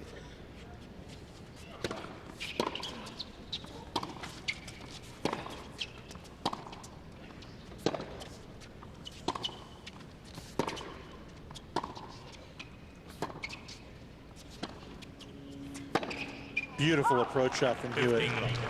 And what I mean by that is the length of that shot, just about 6 inches inside the baseline. It was hit with underslice, so the ball stayed low.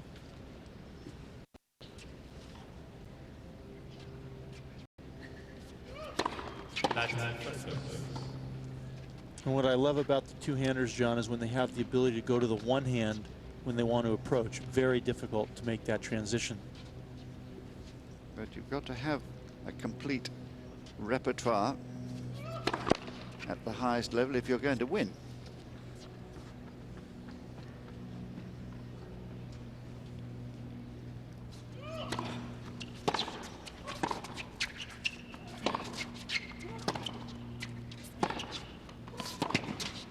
Whoa. What a rally. What a passing shot. 13. Schüttler thinking that he's got a very good approach, but he gets surprised. The little flick by Hewitt going back behind him.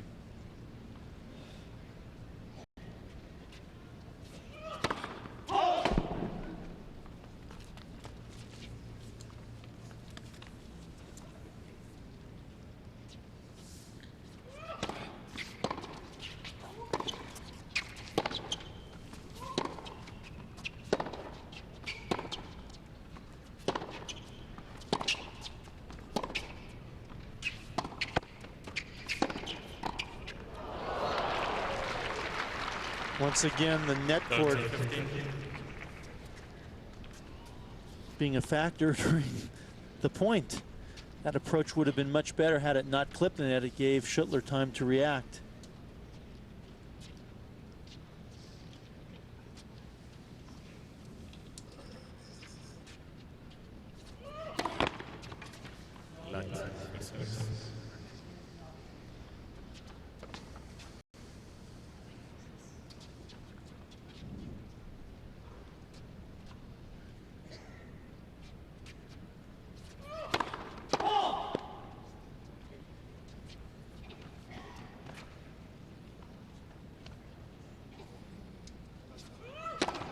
Well, just caught that on the side of the frame rather than on the strings, and off it goes into the spectators at the side of the court.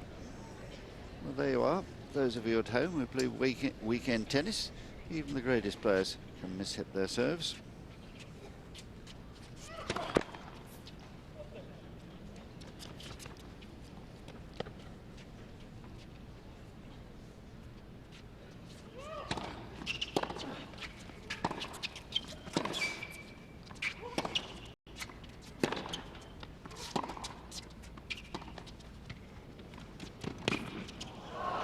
First time he's tried to go cross-court and it fails him.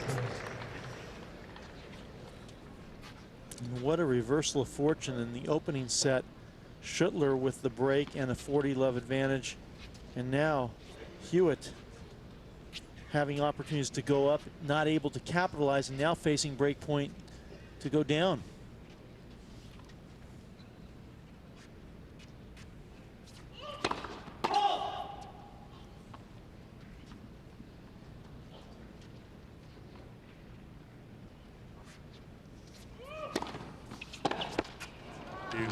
How do you miss a second serve like that on a break point in the middle of the net? Against a man who's winning only 36% of his second serves. Reason for concern. It's all about playing the big points properly and executing. That was a big point too. Back to deuce.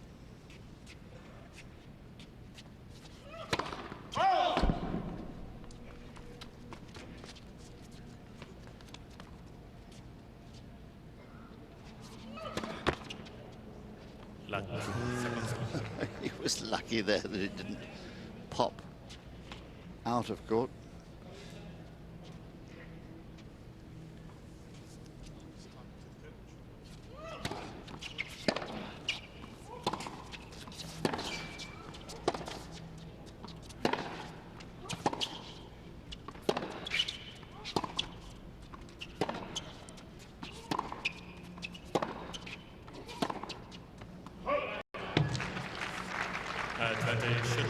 Well, the second chance to break here.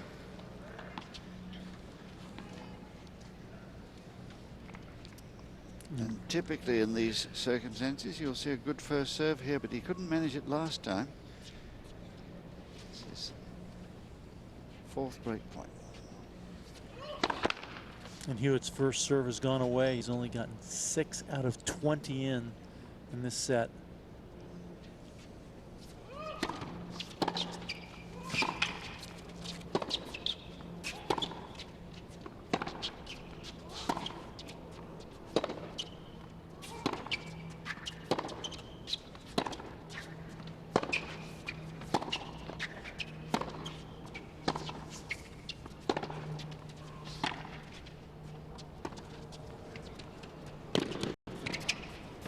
Yes, got him nicely there. Well played, Schüttler. He clenches his fist in triumph, and well he might. He played well. What an outstanding break point played by the German. Just waiting and waiting and pounding away, and then the element of surprise. A good drop shot, not for a winner, just to pull Hewitt in, then taking his time and hitting the pass cross court. Hewitt falling into the trap. Well played, Schüttler. You are ahead again, 4-2.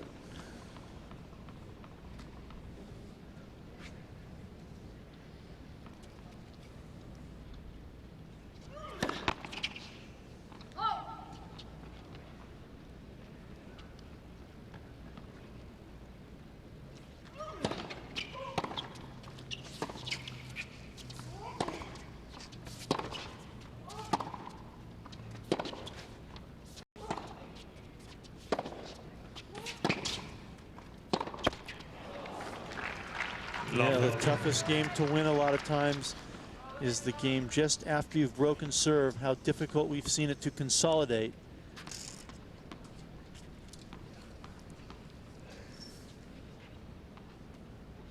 But it wouldn't be unusual if Schüttler lost the first 2 points of this game anyway. No, he's been making a habit of it. A habit I think he'd like to break.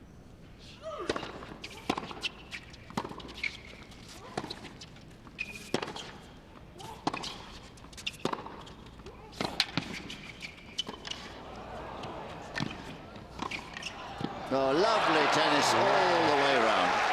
Wow, that's spectacular stuff. And it deserves this prolonged applause. It really does, this brilliant rally. That ball hit behind Schüttler. He does well just to get the ball back, and then reads the pass from Hewitt, goes up the line, opens the racket face. Now he's starting to get some confidence back.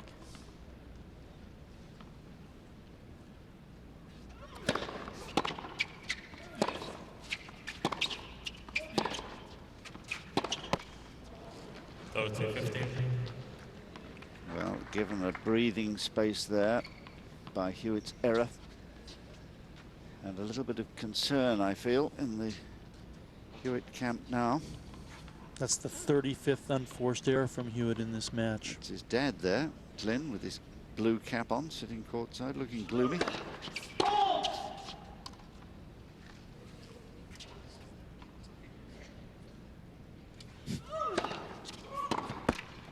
Oh, 36th unforced error from Hewitt.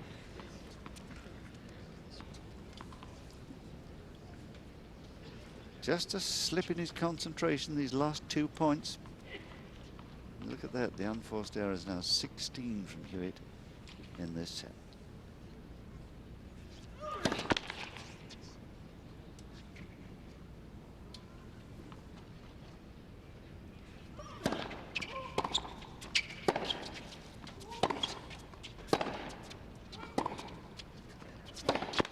Oh, it was there for the taking.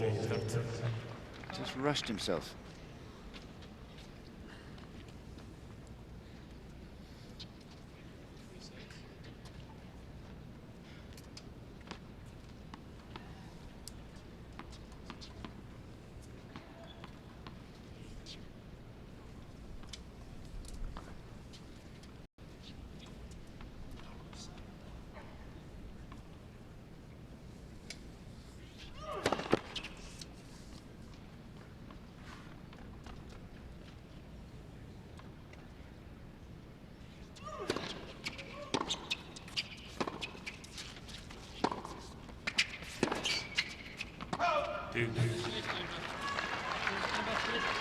Yeah, muttering here. It's Schüttler.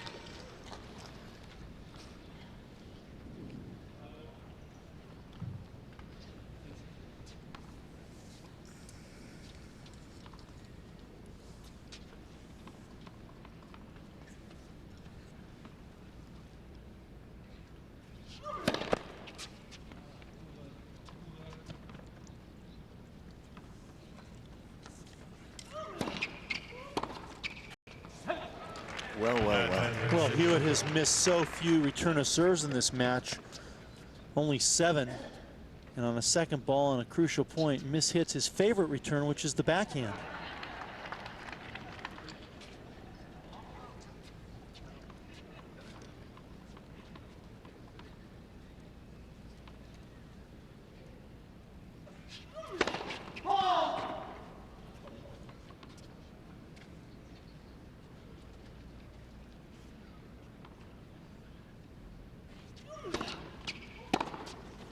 Deuce. Well, so frustrated that he slammed at that one. A bit of temper in it, I think. Right on the line.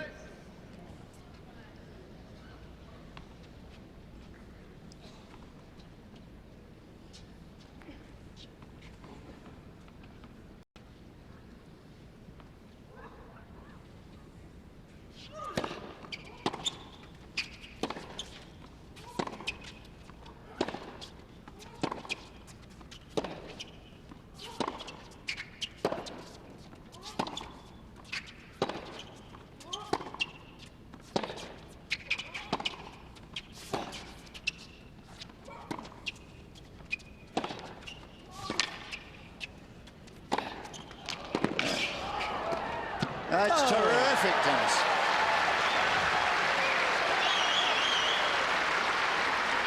Well, I haven't seen Schüttler play this well since Australia 2003. Swinging away, swinging freely, moving Hewitt side to side, taking the high ball and doing a lot of damage with it, not thinking the point's over, continuing to go forward. Really focused. And obviously Dirk Hordoff very proud.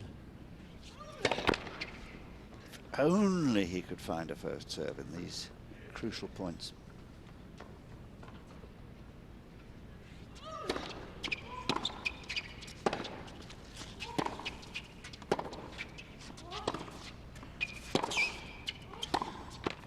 Okay. And the will of Schüttler is the stronger at the moment. It is Hewitt who allowed Schüttler this lead with a few errors there, and it's 5-2 to the German. Admire particularly the courage and determination of Schüttler today, who was thwarted in that opening set, one which he might have won, and he's turned things around by sheer cussed determination and technical ability. But still, one surface break. Absolutely. And that's what Hewitt has to be very, very conscious of. Uh-oh. The unforced error is mounting.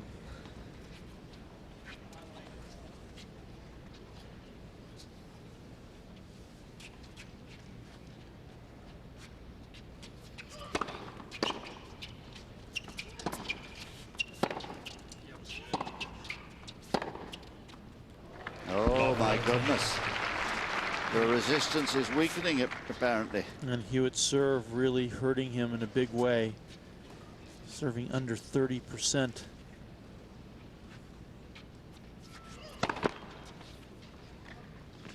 Remember when he lost to Taylor in the second round of the Australian Open, what a shock that was.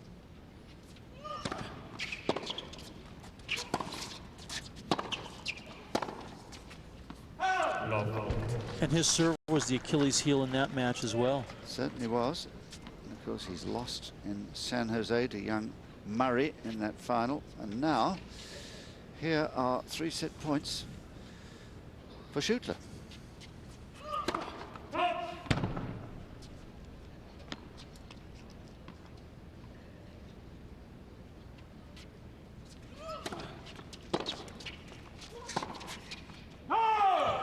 Second set. And a capitulation there almost from Hewitt, that last service game. 6-2, the set to Schüttler. They've been playing for almost exactly 2 hours.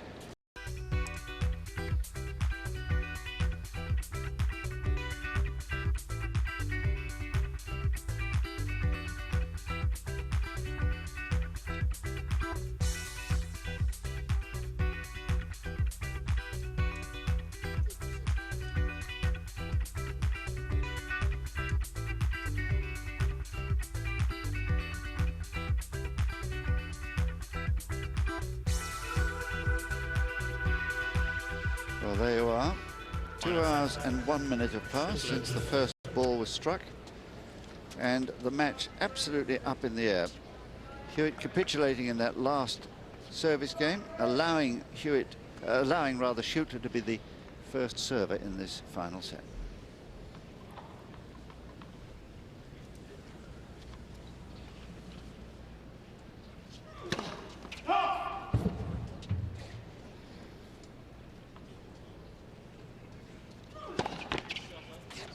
Love 15. Well, it was a double fault that ended the first set in the tiebreak. And that altogether is his 6th of the day.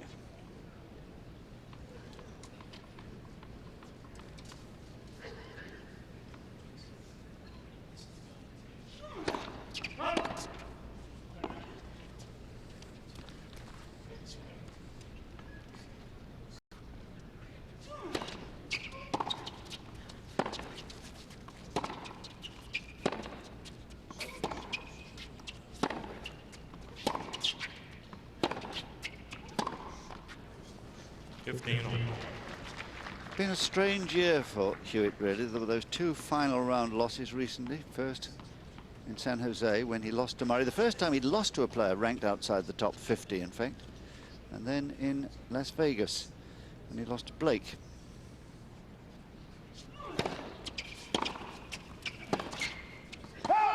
The curious thing about that is that it was his 4th consecutive loss in a final.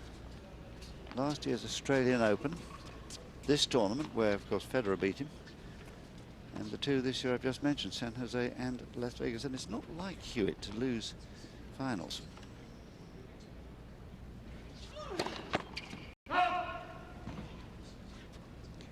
It's not like Hewitt to lose much at all. In fact, he is a winner.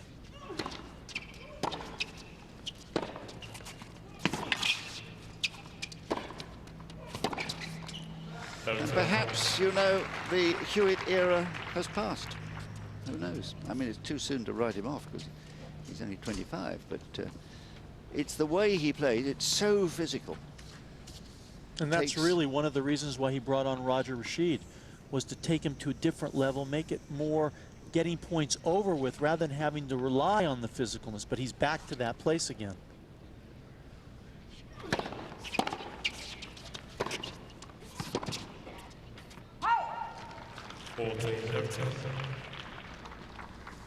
And of course, the irritating thought in the back of Hewitt's mind is that this man, whose ranking is nowhere near his own, is 78 in the world at the moment, Schüttler, but he's beaten him twice before.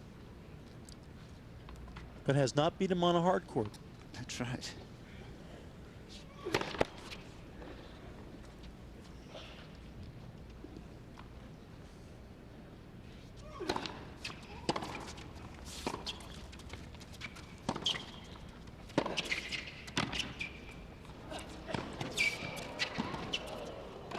Oh, what a wonderful point.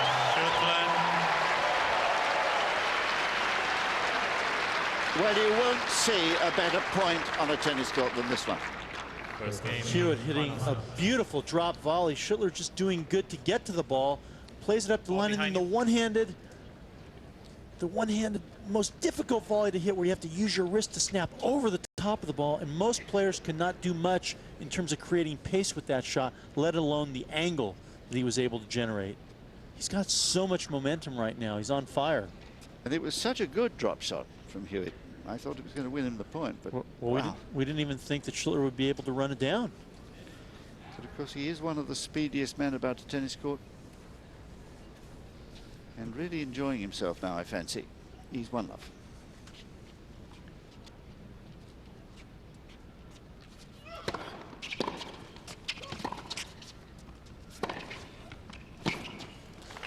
And John, I reckon a few more points like that from Schüttler will have a big effect on breaking down the spirit of Hewitt. He's not used to losing those kind of points.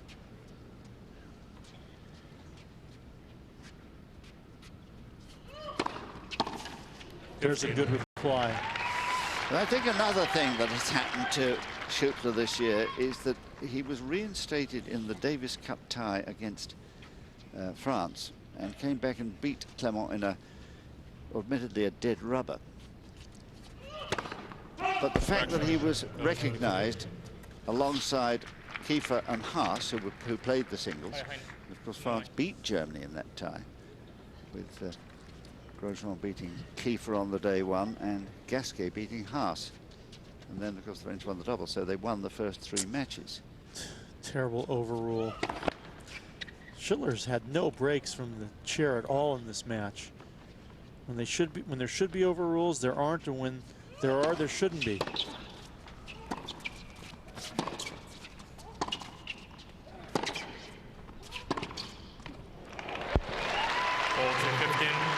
And when you see so many calls go the direction of one player, you get the sense that there's a favoritism for one of the players.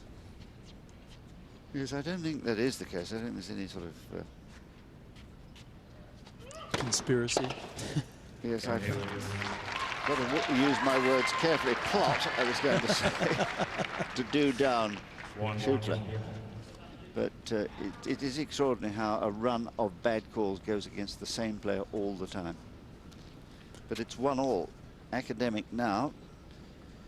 That bad call in the last game, but it's all to play for here, for both.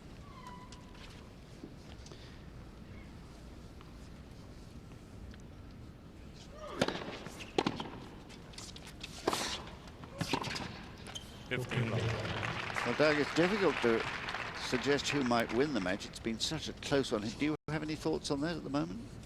Well, Schüttler right now has definitely got the firepower behind him. He's playing with more momentum, more confidence. I'm going to stick with Hewitt. Well, I'll go for Schüttler. We can have a friendly contest.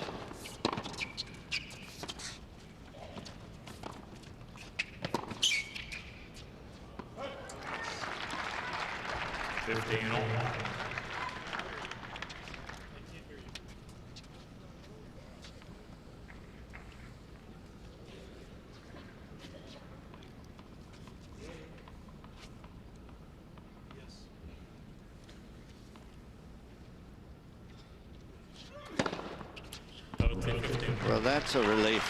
The first serve beginning ever so slightly to improve. Third ace.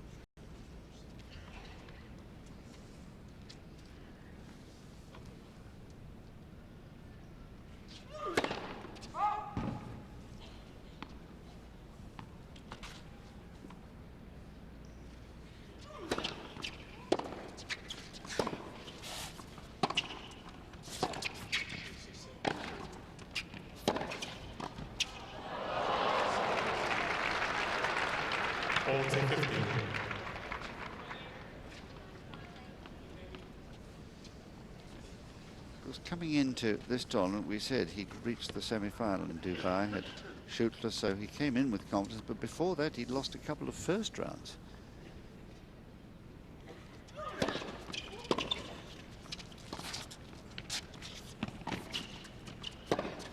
No, it's lovely. And the drop shot is working a treat for him at the moment. 2-1 ahead in the final set is Schüttler. Please.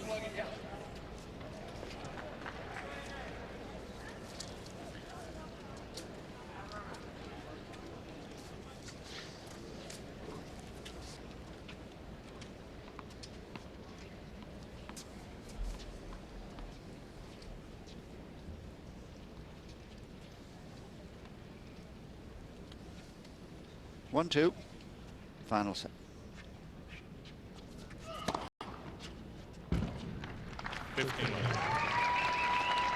Well, another call he thinks was wrong. It looked all right from here. He can't see it possibly from there. I wonder if TMI can help us here. Once again, the call going against Schüttler. Schüttler again was right. How many is that? 4? I count 6. 6.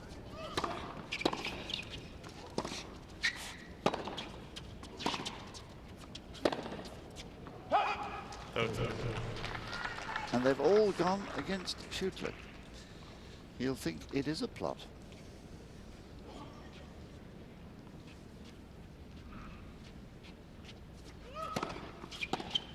That's a good serve by Hewitt. Certainly having trouble with his serve throughout this match, but starting off this third set well, getting 75% of the first balls in and winning 83% of those points. Just as I say that, it goes to the second serve.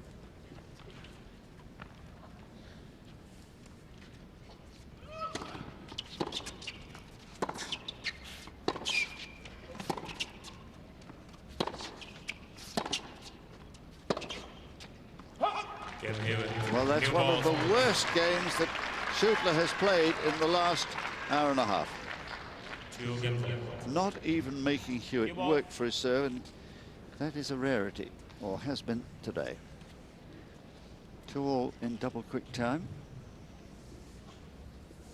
And what was the reason that you took Schüttler to win this match? I just thought he was playing the better tennis, and he was.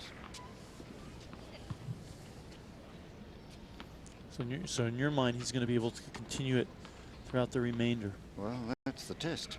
We'll see. New balls.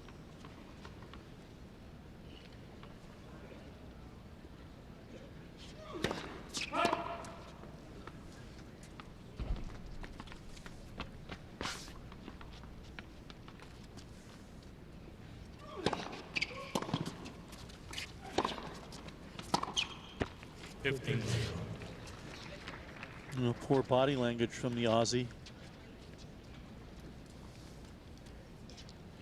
Every time Schüttler gets a short ball, he's quick to move in, pounce.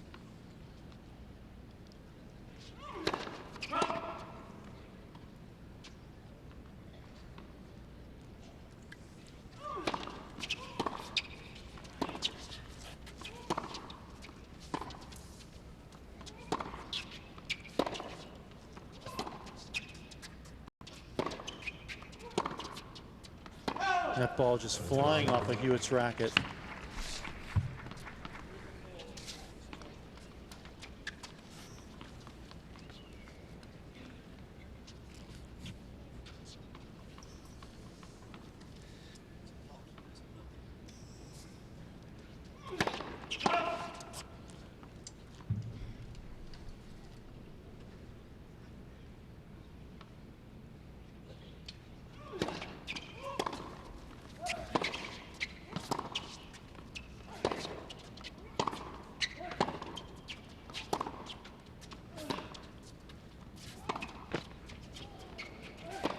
Got him. Well, that was a half-hearted approach from Hewitt.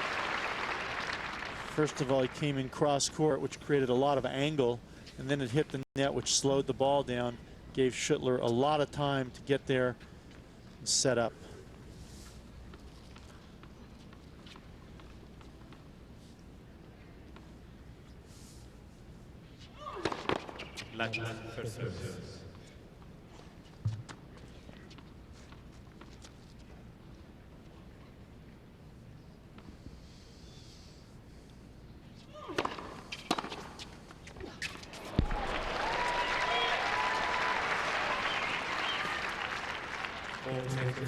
Just using the server's pace there, taking it early on the rise, giving him no time. And the only time that Schüttler has been broke in this match was when he was ahead 40-love. I wonder if lightning will strike twice.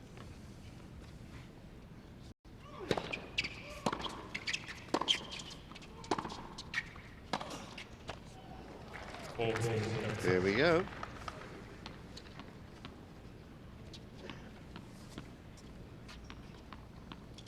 Well, Mr. Holdhoff's got a wide smile on his face. He better be careful. Nails are being bitten in the Australian camp.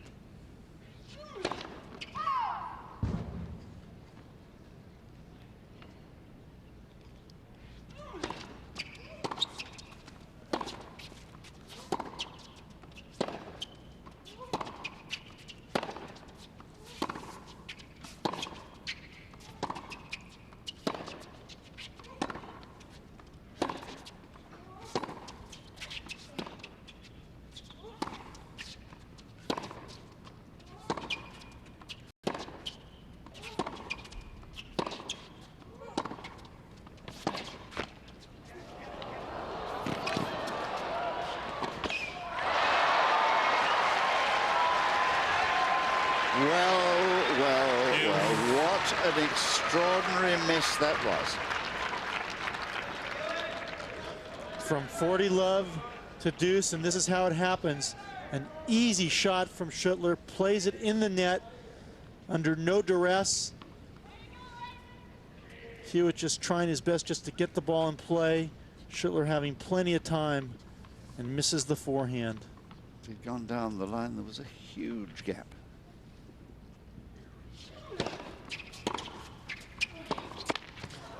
Deja vu all over again.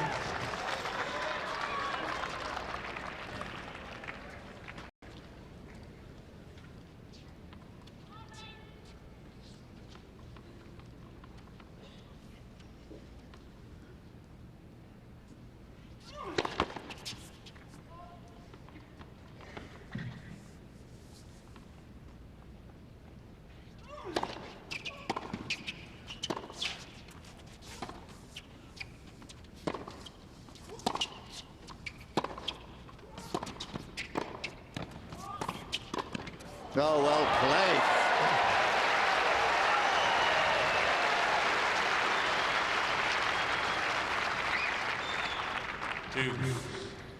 Well, Schüttler certainly hasn't made this game easy on himself, having to hit an amazing volley to get back to deuce. Just reading it properly, and Schüttler's had a lot of success at the net in this match. Been there 25 times, converted 15. And this set, that was the 6th winner in 7 approaches.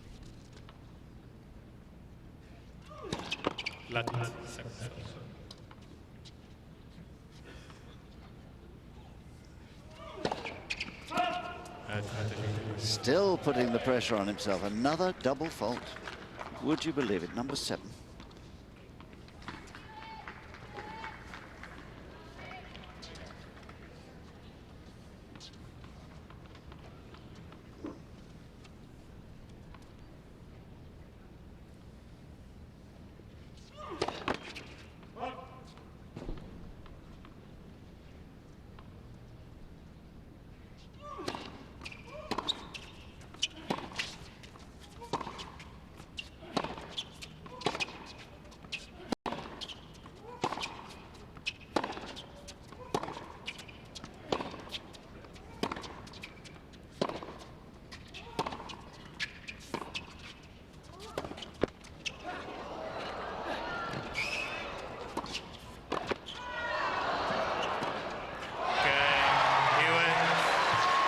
What an extraordinary game that was. 40 love up.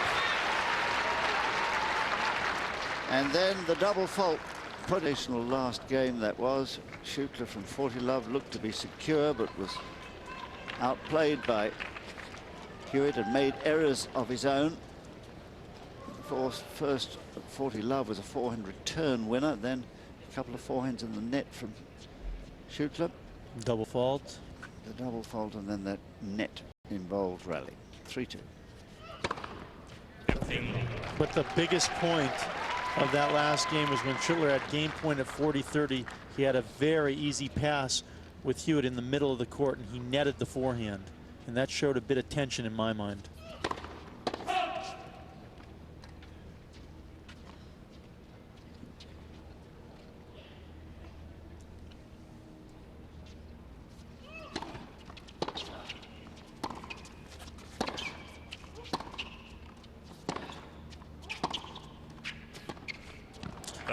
And the reason I ended up picking Hewitt to win this match, even though we both agree that Schüttler has been the better player, is that over the last few years, Schüttler has had trouble closing out matches. I've seen him get tight, whereas Hewitt, you very rarely see him give a match away. You know he's going to compete well when he needs to.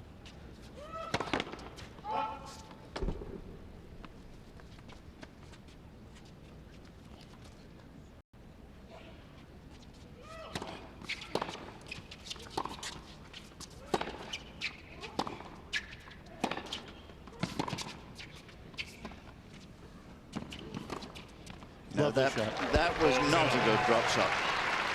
Well, this has not been a good game from Schüttler on the heels of a poorly played game on his own serve.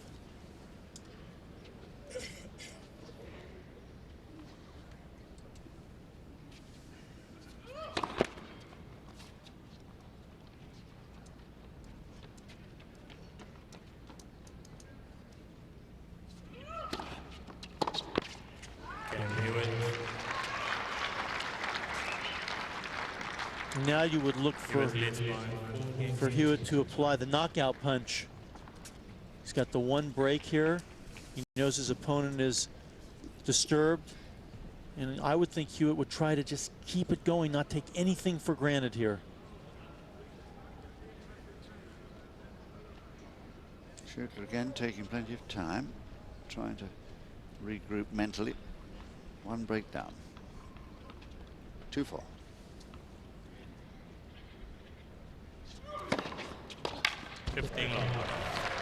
Excellent response from the German. He's played a wonderful match. Just had a few lapses.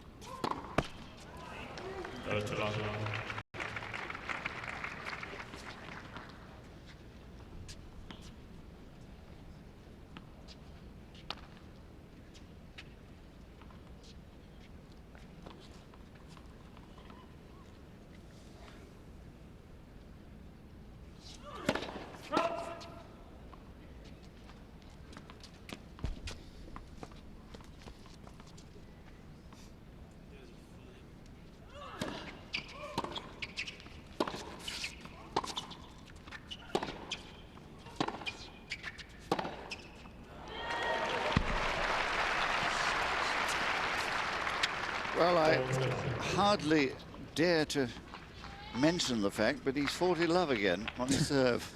Yeah, but the difference this time is he's playing from behind, 2-4 down.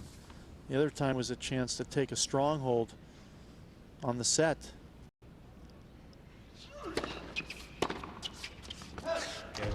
And this time he has held for the first time from 40 love in this match. He's a breakdown, and it's Hewitt.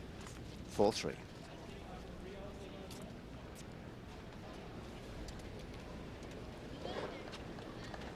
Beautiful day here in the desert.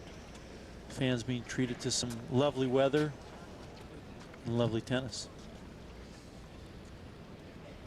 Well, the great Aussie battler has got himself into a winning position. 2 service games held would do it. 4-3.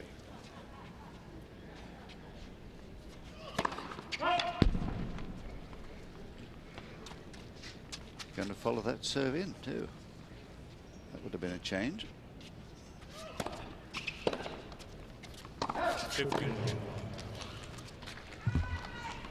No way Carlos Bernardes is going to overrule that call.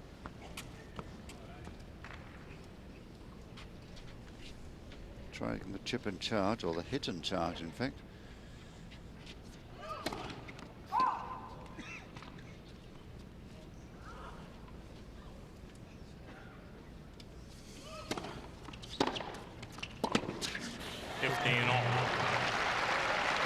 Second serve landing very, very short in the box. Schüttler sensing it and running around and ripping the forehand up the line. Imperative for Hewitt to get first serves in this game.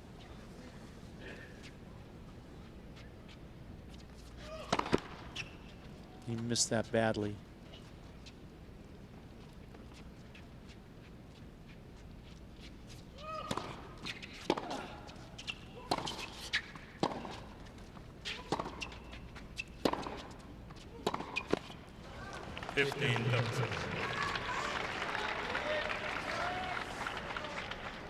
But you have to remember that Hewitt has lost some surprising matches recently, even when he's been in apparently winning positions.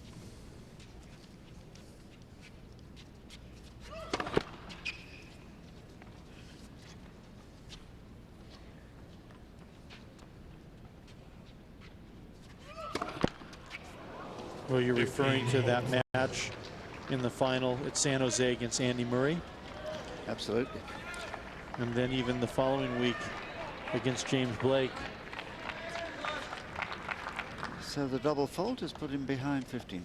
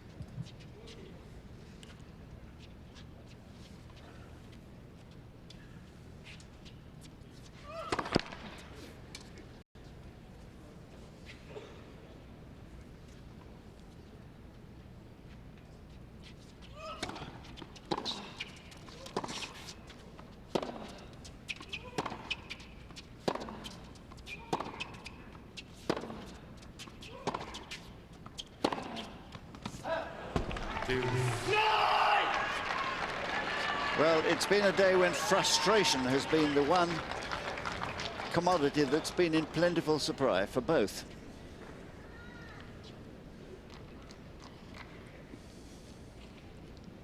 Schüttler understanding how important that forehand was.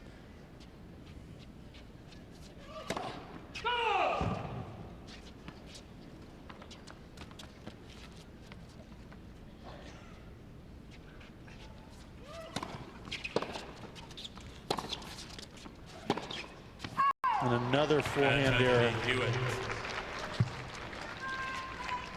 Schüttler making 26 off of that wing out of 52 for the match. Unforced errors. They're a killer.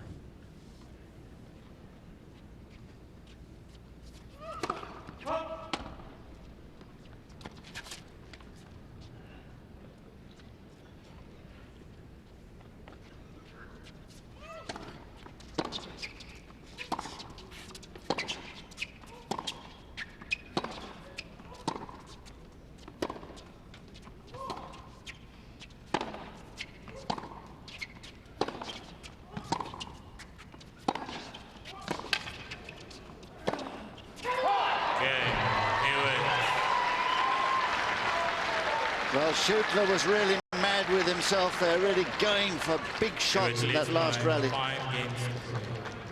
because he had missed those two golden opportunities at 15:40 to get the break back, which he hasn't. So 5-3 now for Hewitt.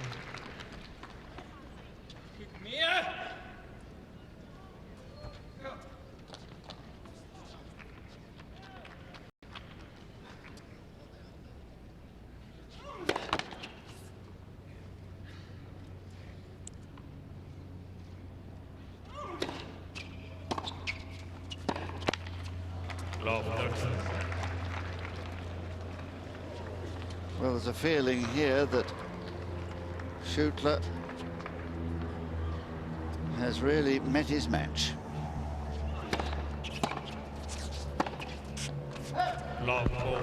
He's tried all he knows. He's been the better player for much of the match, and yet here he is facing 3 match points.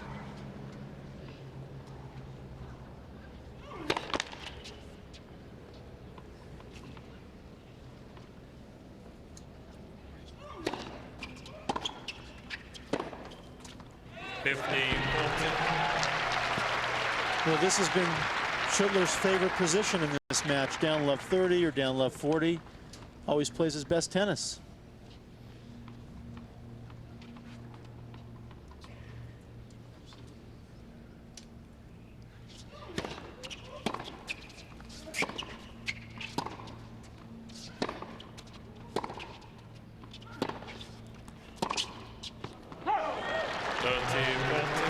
Well, the fat lady has just sat down again. She's getting a lot of exercise today. She was all ready to give us the song for a victory for Hewitt, but she still might after this point. It's still match point.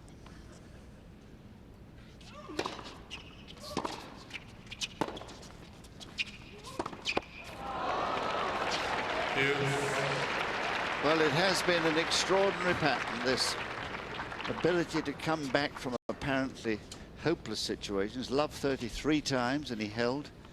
Love 40, he held.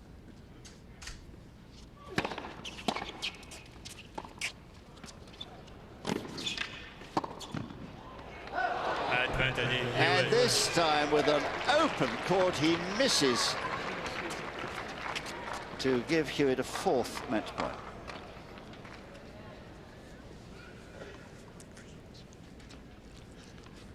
Quite extraordinary.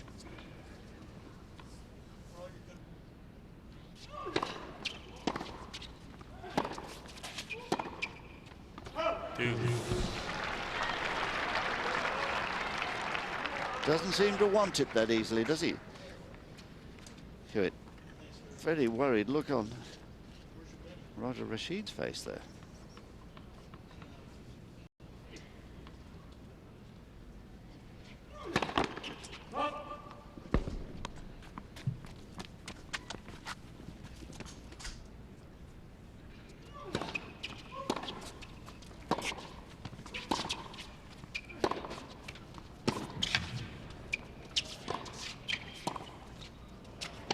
Well played, Schüttler. Schüttler. Well, Schüttler's only problem in this match is he had 2 games where he had 40 love. Yes, that was his problem, being 40 love up.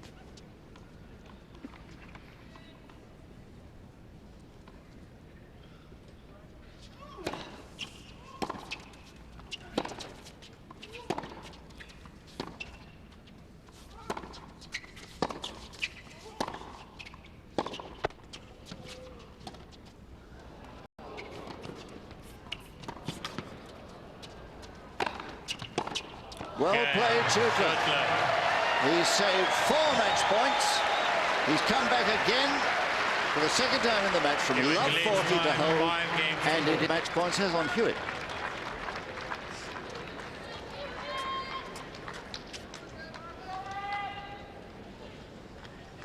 Four times he's had match point. 4 times he's been thwarted. He's serving for it, though, for the first time at 5-4.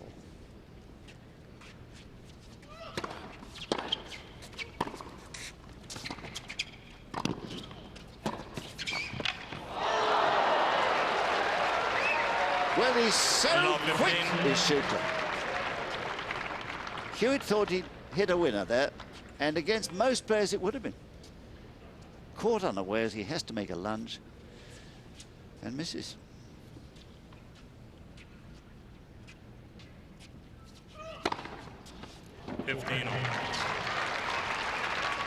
Sixth ace coming at exactly the right time.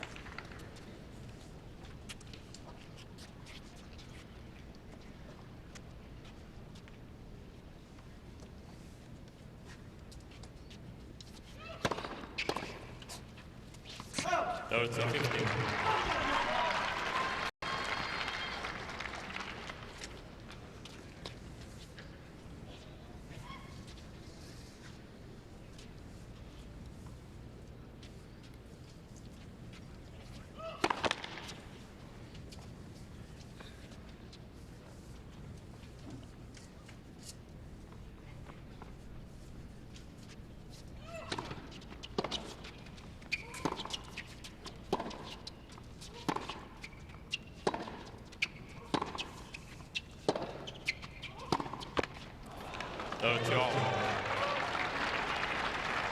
Well, a suspicion of tightening in the racket arm of Hewitt there. It has been a quite extraordinary battle.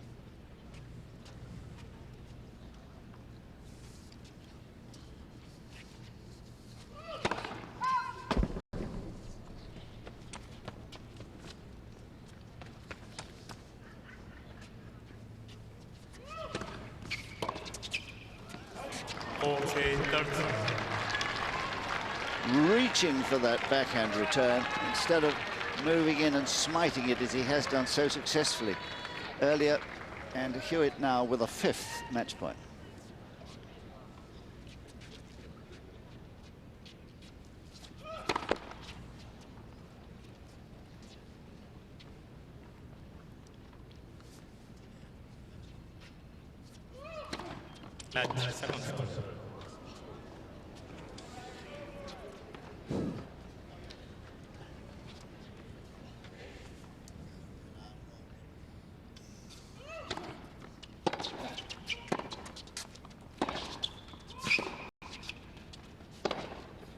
No, that's done it. It's all over. 2 shots to 1. 7-6, 2-6, 6-4. Well, an extraordinary battle it was. Leighton Hewitt finally makes it in 2 hours and 42 minutes. 7-6, 2-6, 6-4 on his 5th match point.